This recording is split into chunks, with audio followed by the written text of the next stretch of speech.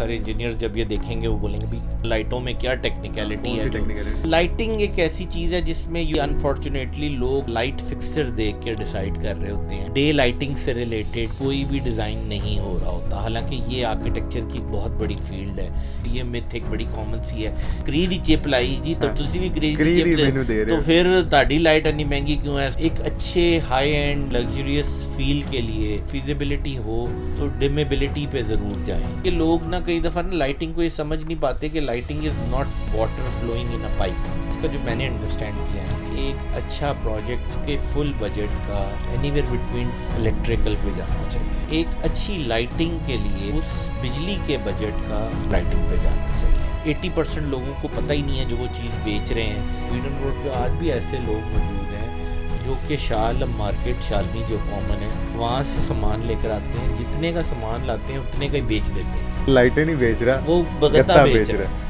के लोग आते हैं और हमें यूज करते हैं as a tool to compare with other.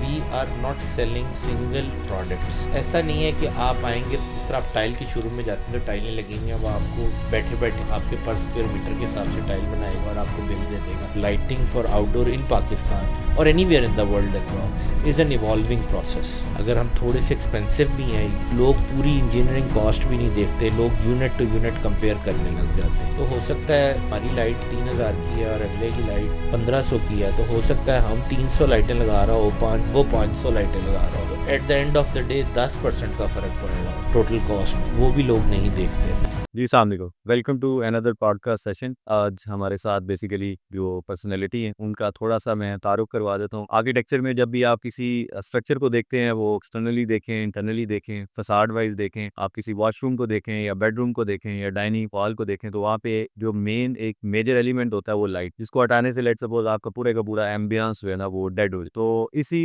Lighting के सिलसिले में आज हमने मदऊ किया है काशिफ भाई को कि वो हमें अपनी एक्सपर्ट ओपिनियन के अकॉर्डिंग कुछ ऐसी इंफॉर्मेशन हमें देके जाएं कि जो शायद जो हमारे एक्सपर्ट आर्किटेक्ट हैं उनके लिए भी, और जो मार्केट में आने के लिए रेडी बैठे हैं यूनिवर्सिटीज में वो भी, और लेट सपोज जो हमारे जैसे आर्किटेक्ट मार्केट में थोड़ा बहुत काम करना स्टार्ट हुए हैं पर्सनल प्रैक्टिस में, तो वो सारे के सारे इनकी बातों से थोड़ा सा महसूस इस सेंस में हुए कि उनको जो बेसिक फिनोमिनाज हैं उन तक हम डिलीवर करने की एक एफर्ट है। उसी एफर्ट के लिए मैं बेसिकली वेलकम करता हूँ काशिफ भाई को लाइडियस लाइटिक से। काशिफ भाई बेसिकली इंजीनियरिंग किसमें की? सॉरी सर, मैंने इलेक्ट्रॉनिक इंजीनियरिंग की थी। इलेक्ट्रॉनिक इंजीनियरिंग की इन्होंने 2003 में 2004 में 2004 राइट राइट, हमारे पास 3 है, इसी मैंने रिकन्फर्म किया 4 अगेन। फिर उन्होंने मार्केट में एक प्रैक्टिस स्टार्ट की और फिर कुछ ऐसा प्रैक्टिस करने के बाद ये वापस चले गए दुबई। वहाँ पे इन्होंने लेट सपोज है ना, अल्लाह आपका भला करे, काम के सिलसिले में शायद पाकिस्तान में इनकी जो प्रैक्टिस थी वो शायद पसंद नहीं है। ये भी एक सवाल हम आगे चल के इनसे करते हैं।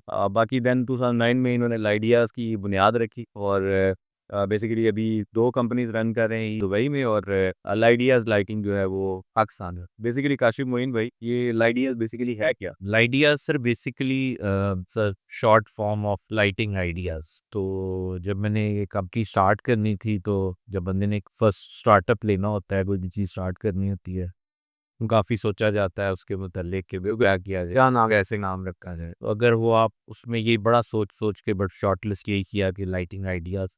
और अगर इसका आप लोगो भी देखेंगे तो उसके अंदर बेसिकली 4 प्राइमरी कलर्स जो आपके हैं वो आपके उसके लोगो में होते हैं, which combines to become the white right. तो बेसिकली आपने जो इंजीनियरिंग की वो कहाँ से की? इंजीनियरिंग से मैंने गुलाम इसाक खान इंस्टीट्यूट या जिस शॉर्ट फॉर्म GIK जिसको बोलते हैं उधर से की थी। बेसिकली हमारी एक इंजीनियरिंग फील्ड होती है जिसको इंजीनियरिंग साइंसेस बोला जाता है, right. It's not electronics, it's not मतलब वो research and development based, research based engineering होती है। वो मैंने की, पास आउट मैंने 2003 में ही होना था, बट फिर मैंने एक एडिशनल ईयर इलेक्ट्रॉनिक्स का ले लिया। ये भी किसी के कहने पे की थी आपने या वैसे ही मतलब? बस सर वो आई थिंक सो मैं अपनी फैमिली में शायद पहला कह लें फ़र्द हूँगा जिसने हायर स्टडीज़ के लिए ऑप्ट किया। सही बेसिकली हम एक ऐसे फैमिली बैकग्राउंड से हैं जिसमें सारे बिजनेस माइंडेड हैं, और वो बड़ों का यही होता है असूल के जी बस इंटरमीडिएट मैं यह वैसे अब इंटरमीडिएट किया है, इसको दुकान पे बिठाओ, गले पे बिठाओ, बिल्कुल टेक्निकली। मेरे वालिद साहब ने बड़ी मेरी सपोर्ट की और मैं बस कुछ मैथ्स में, फिजिक्स में कंसिडरेबली बेहतर था। सही तो बस उसको देखते हुए हमें लगा जी कि engineering is the right thing to do, तो चले गए इंजीनियरिंग में, द मेरिट बना बस। उसके बाद ऑटोमेटिकली मैं आपको जिस तरह बता रहा हूँ इंजीनियरिंग साइंसेज़ मैंने की, इंजीनियरिंग साइंसेज़ में फिर फर्दर आगे वो 3 ऑप्शंस आपको स्पेशलाइजेशन के देते हैं। सही। तो तब इंजीनियरिंग के दरमियान में आपको ख्याल आ गया था कि मैंने डायरेक्शन अपनी कहाँ जाना है? कुछ नहीं, कुछ नहीं आता था, पता ही नहीं था कि करना क्या है। सही। तो डिग्री हो गई, ड्रो के पुलिस डिग्री खत्म हुई, उसके बाद क्या किए? सर बस वो क्विकली मैं बताता हूँ कि हमने इंजीनियरिंग जो है ना उसके अंदर 3 हमारे डिसिप्लिन्स थे। तो मैंने डिसिप्लिन लिया ऑप्टिक्स का, लेज़र्स एंड ऑप्टिक्स, राइट। तो मैंने स्पेशलाइज़ किया लेज़र्स एंड ऑप्टिक्स। अब लेज़र्स एंड ऑप्टिक्स में ना जिस तरह इलेक्ट्रॉनिक इंजीनियर्स को मीडियम करंट इलेक्ट्रिसिटी पढ़ाया जाता है, इसी तरह लेज़र्स एंड ऑप्टिक्स में मीडियम जो है वो पढ़ाया जाता है बेसिकली लाइट। Light, right. तो लाइट के different criterias, different processes, light को सिमुलेट कैसे करते हैं, लाइट की रिफ्रैक्शन क्या होती है, लाइट की रिफ्लेक्शन क्या होती है, तो तब तक कुछ नहीं पता था। ये कूचियाँ लाइटिंग तो बहरहाल हमने ये किए। राइट। तो उसके बाद उस टाइम पे बड़ा शोर होगा था बेसिकली कम्युनिकेशन का। लोगों ने नोकिया अप्लाई किया, लोगों ने सिमंस अप्लाई किया, हमने भी अप्लाई किया। तो by chance I got a job in यूफो।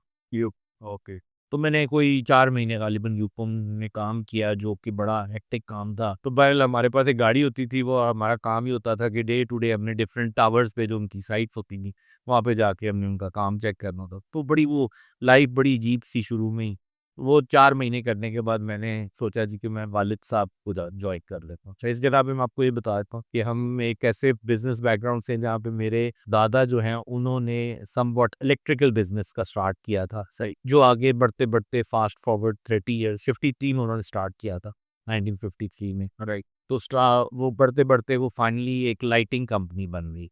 But एक जनरल लाइटिंग कंपनी जिस तरह मार्केट में होती है, जो मैसेज को एंटरटेन कहाँ लोकेटेड थी जी, वही जो मशहूर है ज़माना जो बीडन रोड है, जैसे Beadon road is a very old, definitely old road का नाम है एक बीडन रोड, लेकिन बीडन रोड लाइटिंग के एतबार से जो मार्केट बनी, वो उसमें जो सबसे पहली शॉप जो खुली, वो मेरे दादा, अल्लाह ताला ने जन्नत नसीब करे, उन्होंने स्टार्ट की थी 1953 में, by the name of the electric concern corporation. के बल्ब होते होंगे वो। जी, उससे भी पुरानी बात जी। तो वो खाली लाइटिंग नहीं थी तब, वो इलेक्ट्रिकल की मार्केट समझी, तो ब्रांडेड रोड नहीं था उस दिन। वो बहरहाल जी वो मैंने जॉइन किया वालिद साहब का बिजनेस आके इंजीनियरिंग के बाद, and I started working with him. और बस उसमें कुछ ये समझ लें कि हम नए नए इंजीनियरिंग करके आए थे, तो एक वो दिमाग में खप्त था कि बिजनेसेस को यूँ रन करना है और टेक्निकल एस्पेक्ट्स देखने हैं, लाइटिंग के क्या होते हैं। तो वो उसके अंदर ना वो जब हम घुसे और हमने वो कुछ मामलात अपनी नोज़ पुलिंग जो है, पीकिंग जो है वो हमने अपने अकाउंट्स में भी की, फाइनेंस में भी की। राइट। तो वो बड़े बूढ़े ने इसको बहुत ज़्यादा पसंद नहीं करते। आज तो पता कल का नहीं आना। ये हाँ, तो वो बस वो समझ लें कि हमारी कोई शायद कोई अल्लाह की मर्ज़ी थी कि वो फ्रीक्वेंसी को ऐसे सेट मैच नहीं हुई हमारी। फिर क्या किए? कुछ नहीं जी, बैठे-बिठाए एक दिन जब जीआईके में पढ़ रहे थे तो उसमें बहुत सारे ओवरसीज़ स्टूडेंट्स आए होते हैं जो कि ओरिजिनेटेड फ्रॉम पाकिस्तान, बट वो रहे मिडल ईस्ट में होते हैं यूजुअली, सही, वो वहाँ से पढ़ने आए होते हैं। तो उसमें से कुछ 2-3 दोस्त ना मेरे बड़े अच्छे, वो मिडल ईस्ट बेस्ड थे, जो कि पढ़ के वापस मिडल ईस्ट जा चुके थे और वहाँ पे जॉब्स कर रहे हैं। तो मैंने वैसे ही शाम में तब एमएसएन मैसेंजर होता था। हाँ, ये एमएसएन, याहू, जी, जी, एमएसएन मैसेंजर पे मैंने कांटेक्ट किया अपने दोस्त को, ऑडियो कॉल की। मैंने उसको बताया कि यार मैं जॉब देखनी है, कुछ करना है, कुछ बाहर निकलना है। राइट। तो जब by the meanwhile I got married at a very early age. तो मैं जैसे ही यूनिवर्सिटी से फारिग होके आया था, within 4 months I got married. So I was already married by that time. तो मैंने उससे बात की, उसने कहा यार ये एक वेबसाइट है, इस पे जाओ और वही जो तरीक़ेकार होता है कि जी अपनी शॉर्टलिस्ट करो तुम एक्सपीरियंस अपना, और जिस चीज़ में तुमने काम किया उसके मुताबिक अपनी सीवी जो है उसको थोड़ा सा अपग्रेड करके रख ट्वीक दो। करो, ट्वीक करके तो जॉब्स बहुत सारी होंगी। दिस इज़ बैक इन 2004 में मैं आया, 2005 की बात है। तो 2005 बाय मार्च अप्रैल मैंने वो बायोलॉजी क्विकली वेबसाइट में वो ट्विकिंग की, एक सीवी अपनी क्रिएट की 2, एंड आई अप्लाइड। मतलब मैंने सारा दिन स्ट्रेच लगा के एक सीवी बनाई उसकी और तरीके से, और उसको अप्लाई कर दी। To my amazement very early next morning एक होता है कि बंदे ने अप्लाई किया, अच्छा देखूँ चेक करते हैं क्या की बने। तो वो अल्लाह का बड़ा एहसान है, अल्लाह का शुक्र है कि वो 2-3 जगहों पे अप्लाई किया था, उसमें से 2 की कॉल आई हुई थी कि जी we are interested to talk with you, और वो टाइम अच्छे थे, उस टाइम पे Middle East over the phone भी हायरिंग होती थी। सही। तो वो जी उनमें से मैंने रिप्लाई किया एंड द नेक्स्ट डे मुझे कॉल आई वहाँ से, और एक जॉब लाइटिंग से रिलेटेड थी जो कि मैं बचपन से देखता आ रहा था, सही। समझे टॉयज़ के साथ, टॉयज़ की तरह खेलता आ रहा मतलब था। की चीज़ थी। हाँ, वालिद साहब की शॉप पे जाते थे तो वो दे देते होते थे काम के, जी ये लाइट बना के दो, डिफरेंट पार्ट्स हैं उनको असेंबल कर दो, ये ख़राब आई है इसकी टेस्टिंग कर दो। तो उस चक्कर में वो एक एक्सपीरियंस था। और दूसरी तरफ मैंने वो यूफोन का छोटा सा 4 महीने का मेरा एक्सपीरियंस था। तो मैंने 2 जगहों पे ना उस रिलेटेड अप्लाई किया और दोनों जगहों से जवाब आ गया। एनी हाउ क्विकली उसमें ना लाइटिंग के अंदर मैंने जो मेरे साहब जिन्होंने मेरा इंटरव्यू लिया ओवर द फ़ोन, वो बातचीत हुई and it got finalised and in the next 20 odd days मैं दुबई में था। तो तब का दुबई कैसा था? तब का दुबई जी बहुत ज़्यादा एज़ यूजुअल हैसल तो थी दुबई में, हसल एंड बसल सिटी था, लेकिन वो टाइम वो था जब वो अपना मेट्रो डेवलप कर रहे थे। सही। तो दुबई वो टेक्निकल टर्म्स में कहें कि हर जगह पे उन्होंने डिग किया हुआ था। और इधर से उधर जाना, हाँ, इधर से उधर वो बस डिटॉर्स ही थे आपके, आप जहाँ से भी चले जाएं इधर से उधर। बाकी it was developing, new and new people were coming, Europeans बड़े आ रहे थे, फोकस थे। तो मुझे पहली जॉब जो मिली बेसिकली दुबई के अंदर, वो एक एज अ टेक्निकल इंजीनियर मिली। It was not a sales job, it was a totally technical based job. अब बहुत सारे इंजीनियर्स जब ये देखेंगे वो बोलेंगे भी बत्तियां लाइटों में क्या टेक्निकलिटी है। नहीं, अभी आगे लाइटिंग के तो सारे सवाल हैं, ये तो थोड़ा सा लोग तो आपके वो बारे में जानेंगे कि आप जी हैं कौन। तो वो टेक्निकल इंजीनियर की हमें जॉब मिली बेसिकली एंड देन फ्रॉम। तो उसमें क्या करते थे उधर जो टेक्निकल इंजीनियरिंग थी वहाँ पे? सर उसमें ना बड़ा मशहूर एक टावर है जो बहुत सारे लोग जब देखेंगे, नाम आई डोंट नो अगर मैं ले लूँ उसका, तो वो एक फेयरमाउंट होटल है बेसिकली, जो कि वर्ल्ड ट्रेड सेंटर के बिल्कुल सामने ही है, जिसको हम फर्स्ट इंटरचेंज भी बोलते हैं, जो दुबई सर जानते हैं, शेख जायद रोड के ऊपर। तो उस टाइम पे ना वहाँ पर उन्होंने फसाड लाइटिंग के ऊपर डायनामिक फसाड इंस्टॉल करवाया था, जिसके अंदर एक कंपनी है मार्टिन की, उनके फिक्सचर्स थे। तो वो फिक्सचर्स जो हैं वो उसके आगे बेसिकली वो कलर चेंजिंग फिक्सचर्स थे, RGB फिक्सचर्स। तो उनकी ना DMX प्रोग्रामिंग होती है, बेसिकली कंसोल होता है और उस पर आपको DMX की प्रोग्रामिंग करके डिफरेंट टाइम्स पे आपको डिफरेंट सीन्स आपके उसके रन कराने पड़ते हैं, और उसकी वायरिंग होती है और वो सारा। तो वो बेसिकली वो प्रोटोकॉल्स इम्प्लीमेंट करवाने थे वहाँ पे। उसी तरह मिलता जुलता है जैसे ये बुर्ज खलीफा पे चीज़ें बन जी बिल्कुल, वो तो बहुत फास्ट फॉरवर्ड फ्यूचर, वो तो बड़ी मॉडर्नाइज चीज़ है।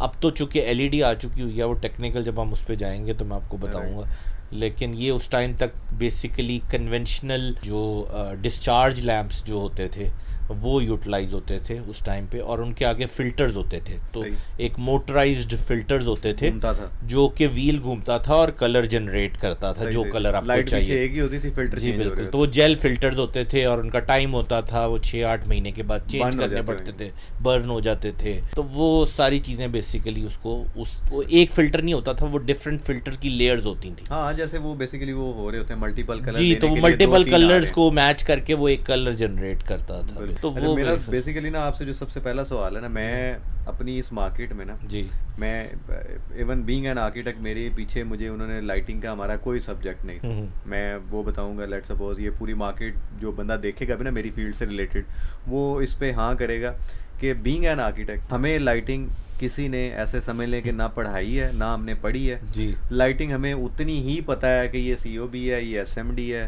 ठीक है, ये अब जी लेज़र ब्लेड आ गई है। मार्केट में वेंडर आया, उसने कहा जी ये है, हमने कहा वाह क्या बात है, यही लगाते हैं। तो अब जो एक बेसिक लाइट है, मतलब उसको आप किस नज़र से देखते हैं और उसमें कितनी टाइप्स हैं? अच्छा सर, ये ना बड़ा वसी सवाल है आपका, बहुत इस सवाल पे शायद मैं अगर पूरा दिन भी बोलता रहूँगा तो बात ख़त्म नहीं होगी, लेकिन मैं आपको एक्सप्लेन करता हूँ हमारी मार्केट के मोटे मोटे जो। चले मैं आपको एक्सप्लेन करता हूँ सर। इसके अंदर होता ये है बेसिकली कि different layers, different forms of lighting हैं over the period of time, जो कि बेसिकली आई हैं, इवॉल्व होती गई हैं। तो it started from tungsten filament bulb, जिसको हम GLS लैम्प भी कहते थे, या जो पहले वो 60 वाट का 100 वाट का बल्ब होता था जो पुराने ज़माने में, जिसके अंदर एक वायर होती थी। तो वो इट इज़ द पॉइंट के उससे पहले गैस लैंप्स होते थे, खैर वो बहुत पुरानी बात है। तो टंगस्टन लैम्प्स के बाद फिर हमारे पास नेक्स्ट चीज़ जो आई थी वो हमारे पास आई थी जिसको हम डिस्चार्ज लैम्प्स बोलते थे।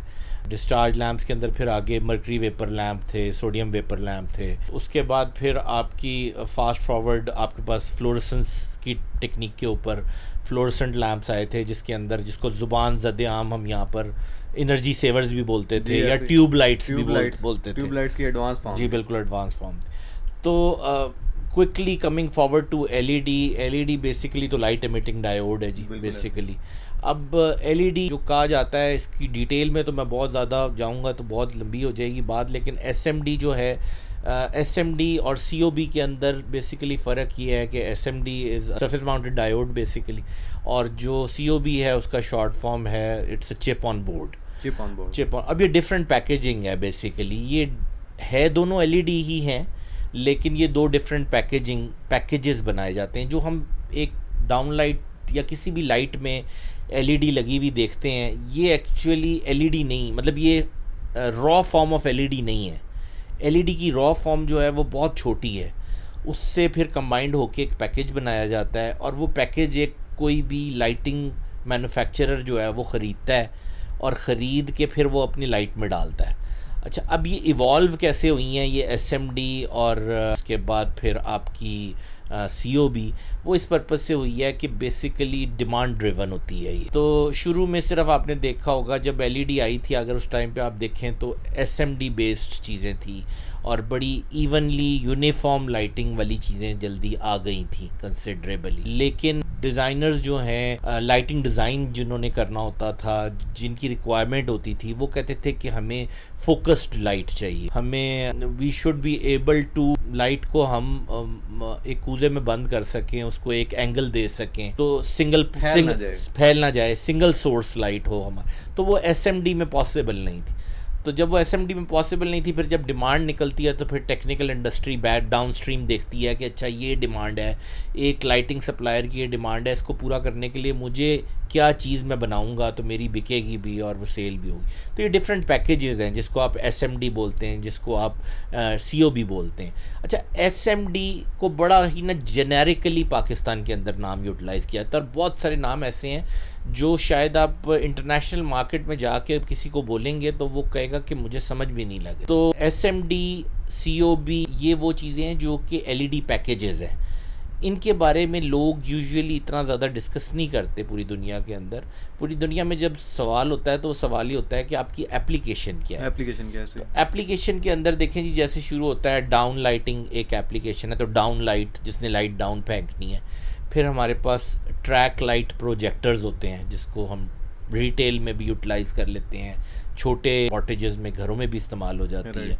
फिर उसके बाद लीनियर लाइट्स हमारी होती हैं जिसको हम यहाँ ज़ुबान ज़दे आम प्रोफाइल लाइट बोला जाता है। ठीक है, तो वो प्रोफाइल्स होती हैं लेकिन वो लीनियर लाइटिंग है। चलें, इसमें एक सवाल है, बेसिक इनका प्रिंसिपल क्या है? लेट्स सपोज देखें जब हम लाइट एसएमडी सीओबी यूटिलाइज कर रहे हैं किसी भी एक रूम में कर रहे हैं, ठीक है, अब हमें लेट्स सपोज स्प्रेड कहाँ करना है, कहाँ इसको कंट्रोल करना है, एक तो है आर्किटेक्ट की चॉइस या क्लाइंट की रिक्वायरमेंट, लेकिन एक जो बेस्ट पॉसिबिलिटी है जी, ठीक है, उसमें आप सर क्या इसमें वो again dot connecting and connections आपस में आ जाएंगे। बट जब भी हम किसी एप्लीकेशन को डिज़ाइन करने के लिए जाते हैं तो उसमें कुछ क्राइटेरियाज उसके होते हैं बेसिकली जो हम देखते हैं, जो एक जनरल क्राइटेरियाज होते हैं। जिस तरह आपने कहा कि क्लाइंट की रिक्वायरमेंट और आर्किटेक्ट की रिक्वायरमेंट वो एक सेपरेट चीज़ है, बट एक जनरल रिक्वायरमेंट्स होती हैं। जैसे बिल फर्ज मैं एक ऑफिस को डिज़ाइन करने गया हूँ तो ऑफिस के अंदर मेरे पास क्राइटेरिया एक यूनिफॉर्मिटी फैक्टर एक बड़ा इंपॉर्टेंट फैक्टर है, कहीं पे स्प्रेड ना बन रहा हो, कि मेरा कहीं पे स्पॉट्स ना बन रहे हो, मेरी यूनिफॉर्मिटी अच्छी होनी चाहिए। स्पेशली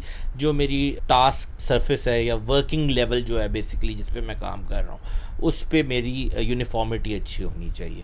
फिर उसके बाद बात आ जाती है कि जी मेरा CRI क्या है, मेरा ग्लेयर फैक्टर क्या है उसके अंदर। तो जो SMD है वो जहाँ पर हमें यूनिफॉर्मिटी ज़्यादा चाहिए होती है, वहाँ पर जितनी भी यूनिफॉर्मिटी वाली प्रोडक्ट्स और एप्लीकेशंस हैं वहाँ पे लाइट फिक्सचर्स के बैक एंड पे SMDs ही यूटिलाइज। इसकी मैं आपको फॉर्म दे देता हूँ कि अभी हम बैठे हुए बात कर रहे हैं, हमारे सामने इस टाइम लाइटिंग हुई हुई है सारी की सारी, ये सारी की सारी SMD बेस्ड ही है।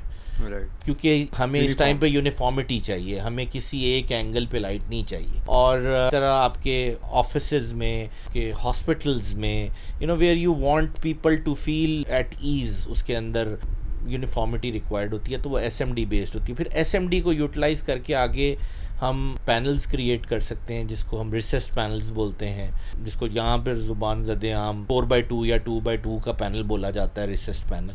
उसके बाद फिर एसएमडी बेस्ड डाउन लाइट्स भी होती हैं। लीनियर जितनी भी हमारी अब अच्छी लीनियर लग रही हैं, ऑल्दो अब सीओबी स्ट्रिप्स भी आ गई हैं, but they are not being widely utilized in the market. Linear lighting के अंदर टोटली एसएमडी बेस्ड ही प्रोडक्ट होती है बेसिकली। राइट, तो आप क्या देखते हैं कि जैसे लेट सपोज एक रूम है, एक बेडरूम है, उसमें अब आप लाइट कैसे कैलकुलेट करते हैं? लेट सपोज एक इसका कोई थंब रूल क्या है, जिस एक इनिशियली एक बेसिक कॉन्सेप्ट जो है, लेट सपोज एक बेडरूम है, उसका साइज मैं मिसाल देता हूँ 12x12 कर लें या 12x14 कर लें, तो अब आपकी लाइटिंग कैलकुलेशन का प्रोसेस क्या है उसमें? अच्छा, इसको ना आंसर करने से पहले मैं आपको बता देता हूँ कि लाइटिंग, थोड़ा सा 2 मिनट लूँगा कि लाइटिंग क्या चीज़, जो आपने पूछा ना कि क्या थॉट प्रोसेस क्या होता है। अच्छा, कोई भी हम बिल्डिंग मटेरियल की बात कर लें ना, जो हमारे घर में इस्तेमाल होती है, वो टेंजेबल है। आप स्टार्टिंग फ्रॉम ग्रे के मटेरियल से लेके तो फिनिशिंग के अंदर आपका फर्नीचर है, आपकी आपकी शीट कोई यूटिलाइज हो रही है, कोई लेमिनेटेड शीट यूज़ हो रही है, आपकी कोई फिनिश है, आपको जो भी काम करने वाला है ना, वो आपको एक मॉकअप दिखा सकता है, आपको एक चीज़ दिखा सकता है लाके, टच कर सकते हैं, आप फील कर सकते हैं। फील भी नहीं, आप उसको बाय हैंड एक्चुअली अपने सेंसेस यूटिलाइज कर सकते हैं, देख सकते हैं। लाइटिंग एक ऐसी चीज़ है जिसमें यूजुअली अनफॉर्चुनेटली लोग ना लाइट फिक्सचर देख के डिसाइड कर रहे होते हैं कि मैंने ये लगानी है और ये नहीं लगानी, तो वो गलत तरीका है। लाइटिंग एक ऐसी चीज़ है जिसका मॉकअप नहीं हो सकता। तौर पे हो सकता है कि जब आपके उस कमरे के अंदर सब कुछ जो फुल एंड फाइनल आपने टिल द लास्ट रिजॉर्ट आपने एक वॉस भी रखना है ना, तो वो आप रख दें, पड़ा हो, और फिर आप लाइटिंग, क्योंकि लाइटिंग डिपेंड करती है अपने इन्वायरमेंट के ऊपर बेसिकली। कुछ चीज़ें होती हैं लाइट खा जाती हैं, कुछ चीज़ें होती हैं लाइट बढ़ा देती हैं, एनहांस कर देती हैं, रिफ्लेक्ट कर देती हैं। अब coming back to your point कि हम क्या क्राइटेरिया बनाएं, तो उसके अंदर हमें ना क्राइटेरिया कोई एक एज सच थंब रूल कोई भी नहीं है इसका कि मैं एक 10x12 के रूम के अंदर 5 फुट के गैप के साथ 8 लाइटें लगा दूंगा। हमारे पास तो मैं आपको बताया, वो थोड़ी देर पहले बता रहा था, छठा सिस्टम होता है, वो ऑटोकैड वाले बंदे को देते हैं, वो क्या करता है 12x12 का रूम है, 3, 6, 12 लाइटें लगा के छठा लगा के वो दे देता है। देखें, मैं ये बोलूँगा कि वो 100% गलत भी नहीं है, इस तरह नहीं है कि बिल्कुल ही गलत है, कोई वो भी उस तरह भी लोग दुनिया में काम होता है। But again coming back to the point कि मैं ये बोलूँगा कि लाइटिंग का जो सक्सेस फैक्टर है, कि success factor at the end of the day मैं उस चीज़ को बोलता हूँ जिसमें क्लाइंट शुड बी हैप्पी। एक रेजिडेंस है तो उसमें client and then the architect should be happy, they should feel comfortable in. अब आपको वो सक्सेस फैक्टर जो है ना, आपने कहा थंब रूल क्या है, तो थंब रूल कोई नहीं है, आपने वो सक्सेस फैक्टर बेसिकली फील करना है, आपने क्लाइंट से समझना है कि वो अभी प्रेजेंट किस सिनेरियो में रहता है, वो कितनी डाउन लाइटिंग यूटिलाइज करता है, वो कितनी टेबल लैंप यूटिलाइज करता है, वो कितना फ्लोर लैंप यूटिलाइज करता है। हमने भी उसको कुछ सिखाना है ना, कि हमने भी उसे बताना है कि यार ये तुम्हारी ज़रूरत है। अब लेट सपोज देखें, मैं मेरे एक रिसेंट जानने वाले एक शख्सियत थी, उनका घर था, वो उनकी वालिदा नए घर में शिफ्ट हुई हैं, तो उनके सर की दर्द ही नहीं जाती, तो वो जनाब पहले डॉक्टर से चेक करवा रहे हैं, फिर जनाब वो जा रहे हैं अपना ये दम दरूद के पास के कोई तवीज़ शवीज़ हो गए हैं। अल्टीमेटली पता ये चला है कि वो नए घर में एक्सपोजर बहुत ज़्यादा है, जिस वजह से उनकी आंखों पे इफेक्ट पड़ता है और उनके ब्रेन पे उसकी वो। अच्छा, इसका थोड़ा सा ये टेक्निकल टर्म्स में आ जाता है बात। इसके अंदर लाइटिंग के अंदर ये भी होता है कि वैसे तो जनरल में आपको बता दूं तो हर एप्लीकेशन जो होती है, आप इंटरनेट देख लेंगे तो आपको मिल जाएगा कि एक एवरेज रेजिडेंशियल स्पेस में एक बेडरूम जो है उसके ऊपर एवरेज लक्स लेवल क्या होना चाहिए, जो क्वान्टिफाइबल आपको बता देगा, लेकिन वो खाली वो नहीं होता है। अब जो आपका सवाल था जिस तरह, उसके अंदर ये है कि वो टेक्निकल बैकग्राउंड पे उनको प्रॉब्लम हो रही होगी कि लाइटिंग जो है, लाइटिंग का बहुत हद तक ताल्लुक सिर्फ इसलिए नहीं है कि लाइटिंग आपको रास्ता दिखाती है, जगह दिखाती है। Lighting basically exposure of lighting जो है, किस तरह की लाइटिंग को आप एक्सपोज अपने आप को करते हैं, उस बेसिस पे आपका नींद का सर्कल सेट होता है बेसिकली। तो अगर मैं इसको थोड़ा सा टेक्निकल हो जाएगा, बट जो आपकी नींद का सर्कल है उसको सर्कैडियन रिदम बोलते हैं बेसिकली। सर्कैडियन रिदम जो है वो आपका सेट होता है बेसिकली, एक हार्मोन जनरेट होता है आपका मेलाटोनिन, उससे बेसिकली आपका सर्कैडियन रिदम जनरेट आपका सेट होता है। तो वो उससे होता क्या? अच्छा, उससे होता क्या है, वो मेलाटोनिन जो है बेसिकली वो प्रोड्यूस अगर ज़्यादा हो जाए तो उससे क्या होगा कि मैं एक्टिव बहुत ज़्यादा रहने लग जाऊंगा और मुझे नींद नहीं आएगी। ठीक है, अगर मैं एक स्पेसिफिक लाइट, अब लेट से लाइट के कलर टेम्परेचर्स होते हैं जिसको सीसीटीवी बोला जाता है, तो अगर मैं स्टार्टिंग फ्रॉम 6000 कलर 6000 केल्विन जो कि प्योर वाइट इंडस्ट्री में यूटिलाइज होती है अब सिर्फ, और कहीं पर नहीं होती, बल्कि पूरी दुनिया में शायद अब कहीं भी नहीं होती, पाकिस्तान में सिर्फ यूज़ होती है वो यूजुअली। उसमें क्या होता है कि यू कीप मेलाटोनिन बहुत ज़्यादा प्रोड्यूस होता है और अब basically you tend to be awaked, आप टोन डाउन नहीं होते बेसिकली, और जब आप उस लाइट पे एक्सपोज होते हैं उस कलर पे तो आपको नींद नहीं आती। जब नींद नहीं आती तो ऑटोमेटिकली आपको सर दर्द होती है। अब आपको तो नहीं पता कि मैं, इसीलिए कहा जाता है कि the best light in the world is sunlight, अल्लाह ताला ने। तो वो देखे ना वो अब अगर सनलाइट में आपकी बात करता हूँ, अगर सनलाइट जो है उसका आप कलर टेम्परेचर देखें, अब तो ये हमारे नॉर्मल अच्छे फ़ोन्स के अंदर ऐप्स आ गई हैं जो कि आप एक्सपोज करें तो वो आपको कलर टेम्परेचर बता देती है। तो अगर आप सनराइज से सनसेट तक का कलर टेम्परेचर देखें तो वो एक कलर टेम्परेचर नहीं है, चेंज होता है, वो चेंज होता है। अल्लाह ताला ने उसको इस तरीके से बनाया, उसका कोई रीज़न है, वो अब समझ लगती है कि क्यों चेंज होता है। वो इसीलिए चेंज होता है कि इंसानी नींद जो है वो एक्सपोज्ड, इसीलिए सूरज के सामने कहते हैं कि सूरज की रोशनी कमरे में आ रही होनी चाहिए कि आप हर वक्त आर्टिफिशियल लाइटिंग में ना हो। तो वो जो आपने सवाल पूछा कि उनके सर में दर्द रही, उसके दो रीज़न्स थे मेरे ख्याल में, कि एक शायद क्वांटिटी ऑफ लाइट भी हो सकती है, डायरेक्ट लाइटिंग आंख में पड़नी भी हो सकती है, जो कि मेरे ख्याल वो इतना ज़्यादा इंपॉर्टेंट फैक्टर नहीं था उसमें। बाकी दो फैक्टर्स ये थे कि एक तो शायद वो सही कलर टेम्परेचर यूटिलाइज़ नहीं किया गया, क्योंकि हमारे जो बड़े हैं ना वो यूजुअली कहते हैं कि जी वो सफ़ेद लाइट होनी चाहिए। अच्छा, वो सफ़ेद लाइट पहले जब होती थी तब तक तो ठीक थी, बिकॉज तब हम इतना ज़्यादा टाइम अंदर नहीं गुजारते थे, हमारा टाइम दिन में गुजरता था जो हमारा मेलाटोनिन लेवल सेट करके रखता था। अब तो हम कई दफ़ा 24-24 घंटे बाहर निकलते हैं, पर्दे लगे हुए हैं, सब कुछ लगा, आप कमरे में बैठे हैं, आर्टिफिशियल लाइटिंग दिन में भी आपने जलाई हुई, तो एक वो रीज़न हो सकता है। और दूसरा रीज़न हो सकता है कि सर जो ये बहुत कम लोगों को पता है, एलईडी जब से आ गई हुई है इसके अंदर बेसिकली जब एलईडी को ड्राइव किया जाता है तो ये इतनी क्विक फ्रीक्वेंसी पे ड्राइव हो रही होती है कि ये फ्लिकर कर रही होती है टेक्निकली। तो फोन में भी आती है कुछ, जी बिल्कुल, वो बेसिकली वही होता है कि हाई डेफिनेशन जब आप रिकॉर्डिंग करते हैं तो अगर फ्लिकर फ्री लाइटिंग नहीं होगी तो वो आप बेसिकली हाई डेफिनेशन उसको पिक कर लेती है। अच्छा, ये भी मसला आया था एक साइड पे ना हमें, जी। वो सारी लाइटिंग हो गई और वो कैमरे शैमरे लेके आ गए शूटिंग करने के लिए, इधर खड़े होकर तस्वीरें खींचनी है और तस्वीरें खींचने लगे तो पीछे जी। तो वो अच्छा, अल्लाह ताला ने ना कोई भी कैमरा, कोई भी डिवाइस इतने ज़्यादा सेंसिटिव नहीं बनाई जितनी हमारी आंख बनाई है। राइट। अब ऑल्दो हमें शायद फ्लिकर नज़र नहीं आ रहा, लेकिन उस फ्लिकर का इफेक्ट ह्यूमनली हमारे बॉडी पे है, हमारी आंख पे है, हमारे एफपीएस ज़्यादा है, फ्रेम रेट ज़्यादा है हमारी आंख का। जी एग्जैक्टली।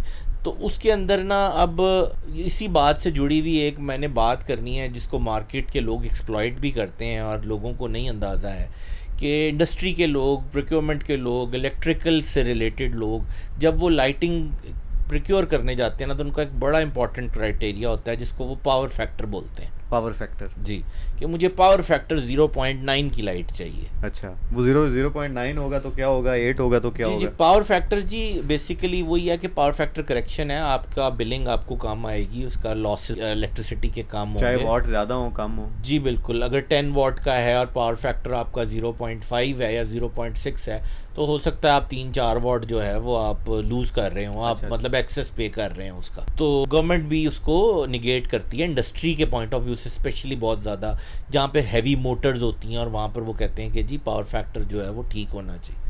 अब लाइटिंग के पर्सपेक्टिव से जब आप ये बात करते हैं तो लाइटिंग के अंदर जो लाइटिंग इंडस्ट्री है ना वो बोलती है कि अगर 10 वॉट से नीचे की लाइट है, जो कि यूजुअली हम घरों में इस्तेमाल कर रहे होते हैं रेजिडेंसेस में, हम 10-12 वॉट 15 वॉट से ज़्यादा की लाइट, डाउन लाइट नहीं यूटिलाइज कर रहे हैं। वो जो लाइट है उसका जो ड्राइवर होता है, जो पीछे पावर सप्लाई के लिए ड्राइवर होता है, बेसिकली कांस्टेंट करंट ड्राइवर, जब हम कांस्टेंट करंट ड्राइवर के सप्लायर्स के पास या मैन्युफैक्चरर्स के पास जाते हैं या बाय करने जाते हैं लाइट, आपको इस तरह बता देता हूँ आसान अल्फाज में कि एक लाइट जिसकी स्पेसिफिकेशंस हैं 10 watt flicker free 0.5 power factor, वो लेट्स से अगर $7 की है, एक अच्छी लाइट की बात कर रहा हूँ, तो एक लाइट जो कि 10 watt with flicker 0.9 power factor की है, तो वो हो सकता है $5.5 की हो। सही। यानी कि उनके लिए रेजिडेंस के पॉइंट ऑफ व्यू से फ्लिकर फ्री होना ज़्यादा ज़रूरी है बनिस्बत इसके कि आप वो 3-4 वॉट बचा लें। ठीक है, क्योंकि जब आप इसी चीज़ को तीसरी भी बता देता हूँ कि 10 watt flicker free and power factor 0.9, यानी कि तीनों चीज़ें आपकी पूरी हो रही हैं, तो रेट क्या तो होगा? फिर वो $9-9.5 पे चली जाती है चीज़, मोर देन डबल हो गया, मोर देन around डबल हो double गई। तो लोगों को यहाँ पर चूंकि उसमें कोई दुकानदारों का भी कसूर नहीं है, बीडन रोड पे जो बैठे हुए हैं वो मैं देख के आया हूँ, उधर से गुजर के आया हूँ, तो वो 80% लोगों को पता ही नहीं है जो वो चीज़ बेच रहे हैं, बस वो आ रही है और उसको बेच रहे हैं। मैयर कैसे कर ले? जुबान ज़दियाँ, उसका मीटर होता है बाकायदा, अच्छा। तो वो मीटर पे लगा के चेक हो जाता है कि इसका पावर फैक्टर क्या है। Alright. तो अब जैसे कि हम कुछ ये नए जो अब मॉल्स डेवलप हो रहे हैं, इनमें हम काम कर रहे हैं डिफरेंट प्रोजेक्ट्स के ऊपर, तो इनकी भी रिक्वायरमेंट होती है कि पावर फैक्टर 0.9 होना चाहिए, और ये आके चेक भी करते हैं। बट एक घर के हद तक मैं ये एडवाइस करूँगा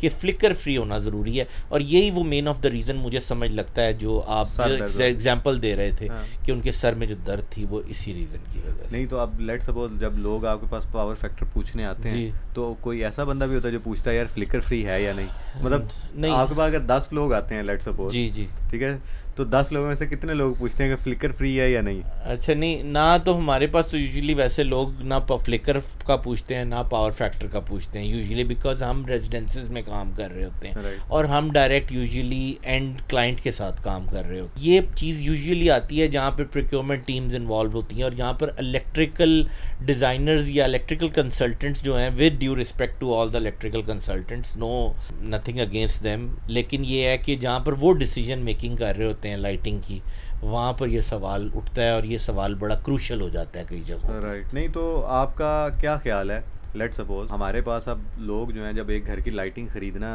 चाह रहे होते हैं, तो वो ये चाह रहे होते हैं कि पूरे घर में या सफ़ेद होगी या वार्म होएगी, या मतलब अब वहाँ पे क्या, मतलब आपका ज़ाती तौर पे क्या ख्याल है, bedroom to drawing room, lounge, मतलब उसमें लाइटिंग है? जैसे देखें ना, अभी थोड़ी देर पहले आपने मुझे बड़ी अच्छी एग्जांपल दी कि अल्लाह ताला ने एक सिस्टम बनाया हुआ है, सूरज है निकलता है, डिफरेंट रंग आते हैं। तो मेरा ज़ाती तौर पे वहाँ से ये मेरा सवाल जनरेट हुआ है आपसे कि ये सवाल मैंने लिखा नहीं हुआ, लेट्स सपोज के अब वहाँ पे ये तो होता होगा कि हमें शायद लाउंज में कोई और लाइट चाहिए, बेडरूम में कुछ और चाहिए, किचन में कुछ और चाहिए, तो उसके बारे में आपका क्या ख्याल? अच्छा, इसके सिलसिले में ना यूजुअली जो इंडस्ट्री स्टैंडर्ड है और जो फॉलो किया जाता है वो ये है कि घर एक ऐसी चीज़ है जहाँ पर हम सुकून के लिए जाते हैं। हम सारा दिन काम करते हैं, हर बंदा अपनी फील्ड से उठता है, घर जाता है, फैमिली के साथ टाइम गुजारता है, तो घरों के लिए एक स्टैंडर्ड सेट है कि आइदर 3000 केल्विन या 2700 केल्विन, जो कि वार्मर साइड पे, जिसको ज़ुबान आम तौर पे हम वार्म वाइट बोलते हैं। नेचुरल बीसी को बोलते हैं? नहीं जी, नेचुरल इज़ 4000 केल्विन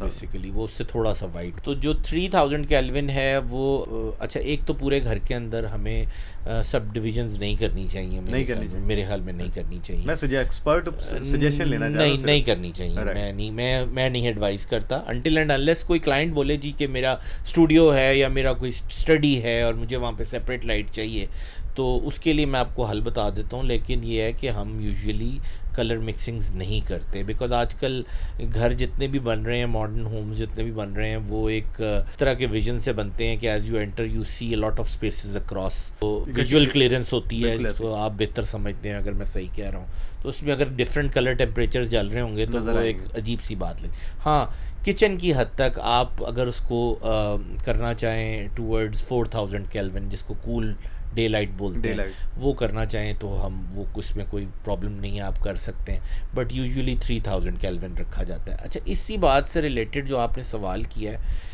चूँकि हमारे पास यहाँ पर डे लाइट मौजूद है और काफ़ी ज़्यादा मौजूद है, अगेन उसको फिर दोबारा से लाइटिंग डिज़ाइन की एक टर्म आती है जिसके अंदर हमने उसको किसी तरीके से ऐसे ग्रेज कराना होता है घर के अंदर कि हम उसका हार्ड इफ़ेक्ट रोक सकें, उसकी हीट को रोक सकें, उसका जो फुल पीक टाइम की जो सूरज है वो अंदर ना आ रहा हो, ग्रेज ना आ रहा हो, उसको ऐसे डिज़ाइन करें घर को। ये एक ऐसा अमर है जो कि हमारे आर्किटेक्ट्स को सीखने की ज़रूरत है, again with due respect to के आर्किटेक्ट्स के यहाँ पे डे लाइटिंग से रिलेटेड कोई भी डिज़ाइन नहीं हो रहा होता। हालांकि ये आर्किटेक्चर की एक बहुत बड़ी फील्ड है कि आपने डे लाइटिंग को कैसे इंग्रेस करना है, आपने बिल्डिंग्स की ओपनिंग्स कैसे ओपन करनी है, किस साइड्स पे ओपन करनी है, कितनी ओपन करनी है। और नहीं हम तो वो जी अभी जो एक अप्रोच है ना, मतलब मैं जी। आपको आर्किटेक्चरल अप्रोच और फिर एक क्लाइंट आता है, वो पहले ही एलिवेशन लेके आता है, वो कहता है ए बनानी। अब उसमें जो विंडो है वो हो सकता है जे ब्लॉक का घर है और वो कह रहा है मुझे बना के दो सी ब्लॉक में, और जे ब्लॉक वाला नॉर्थ फेसिंग है और जो सी ब्लॉक वाला है वो लेट्स सपोज साउथ फेसिंग है। अब वो कहेगा बस यही बनाना है।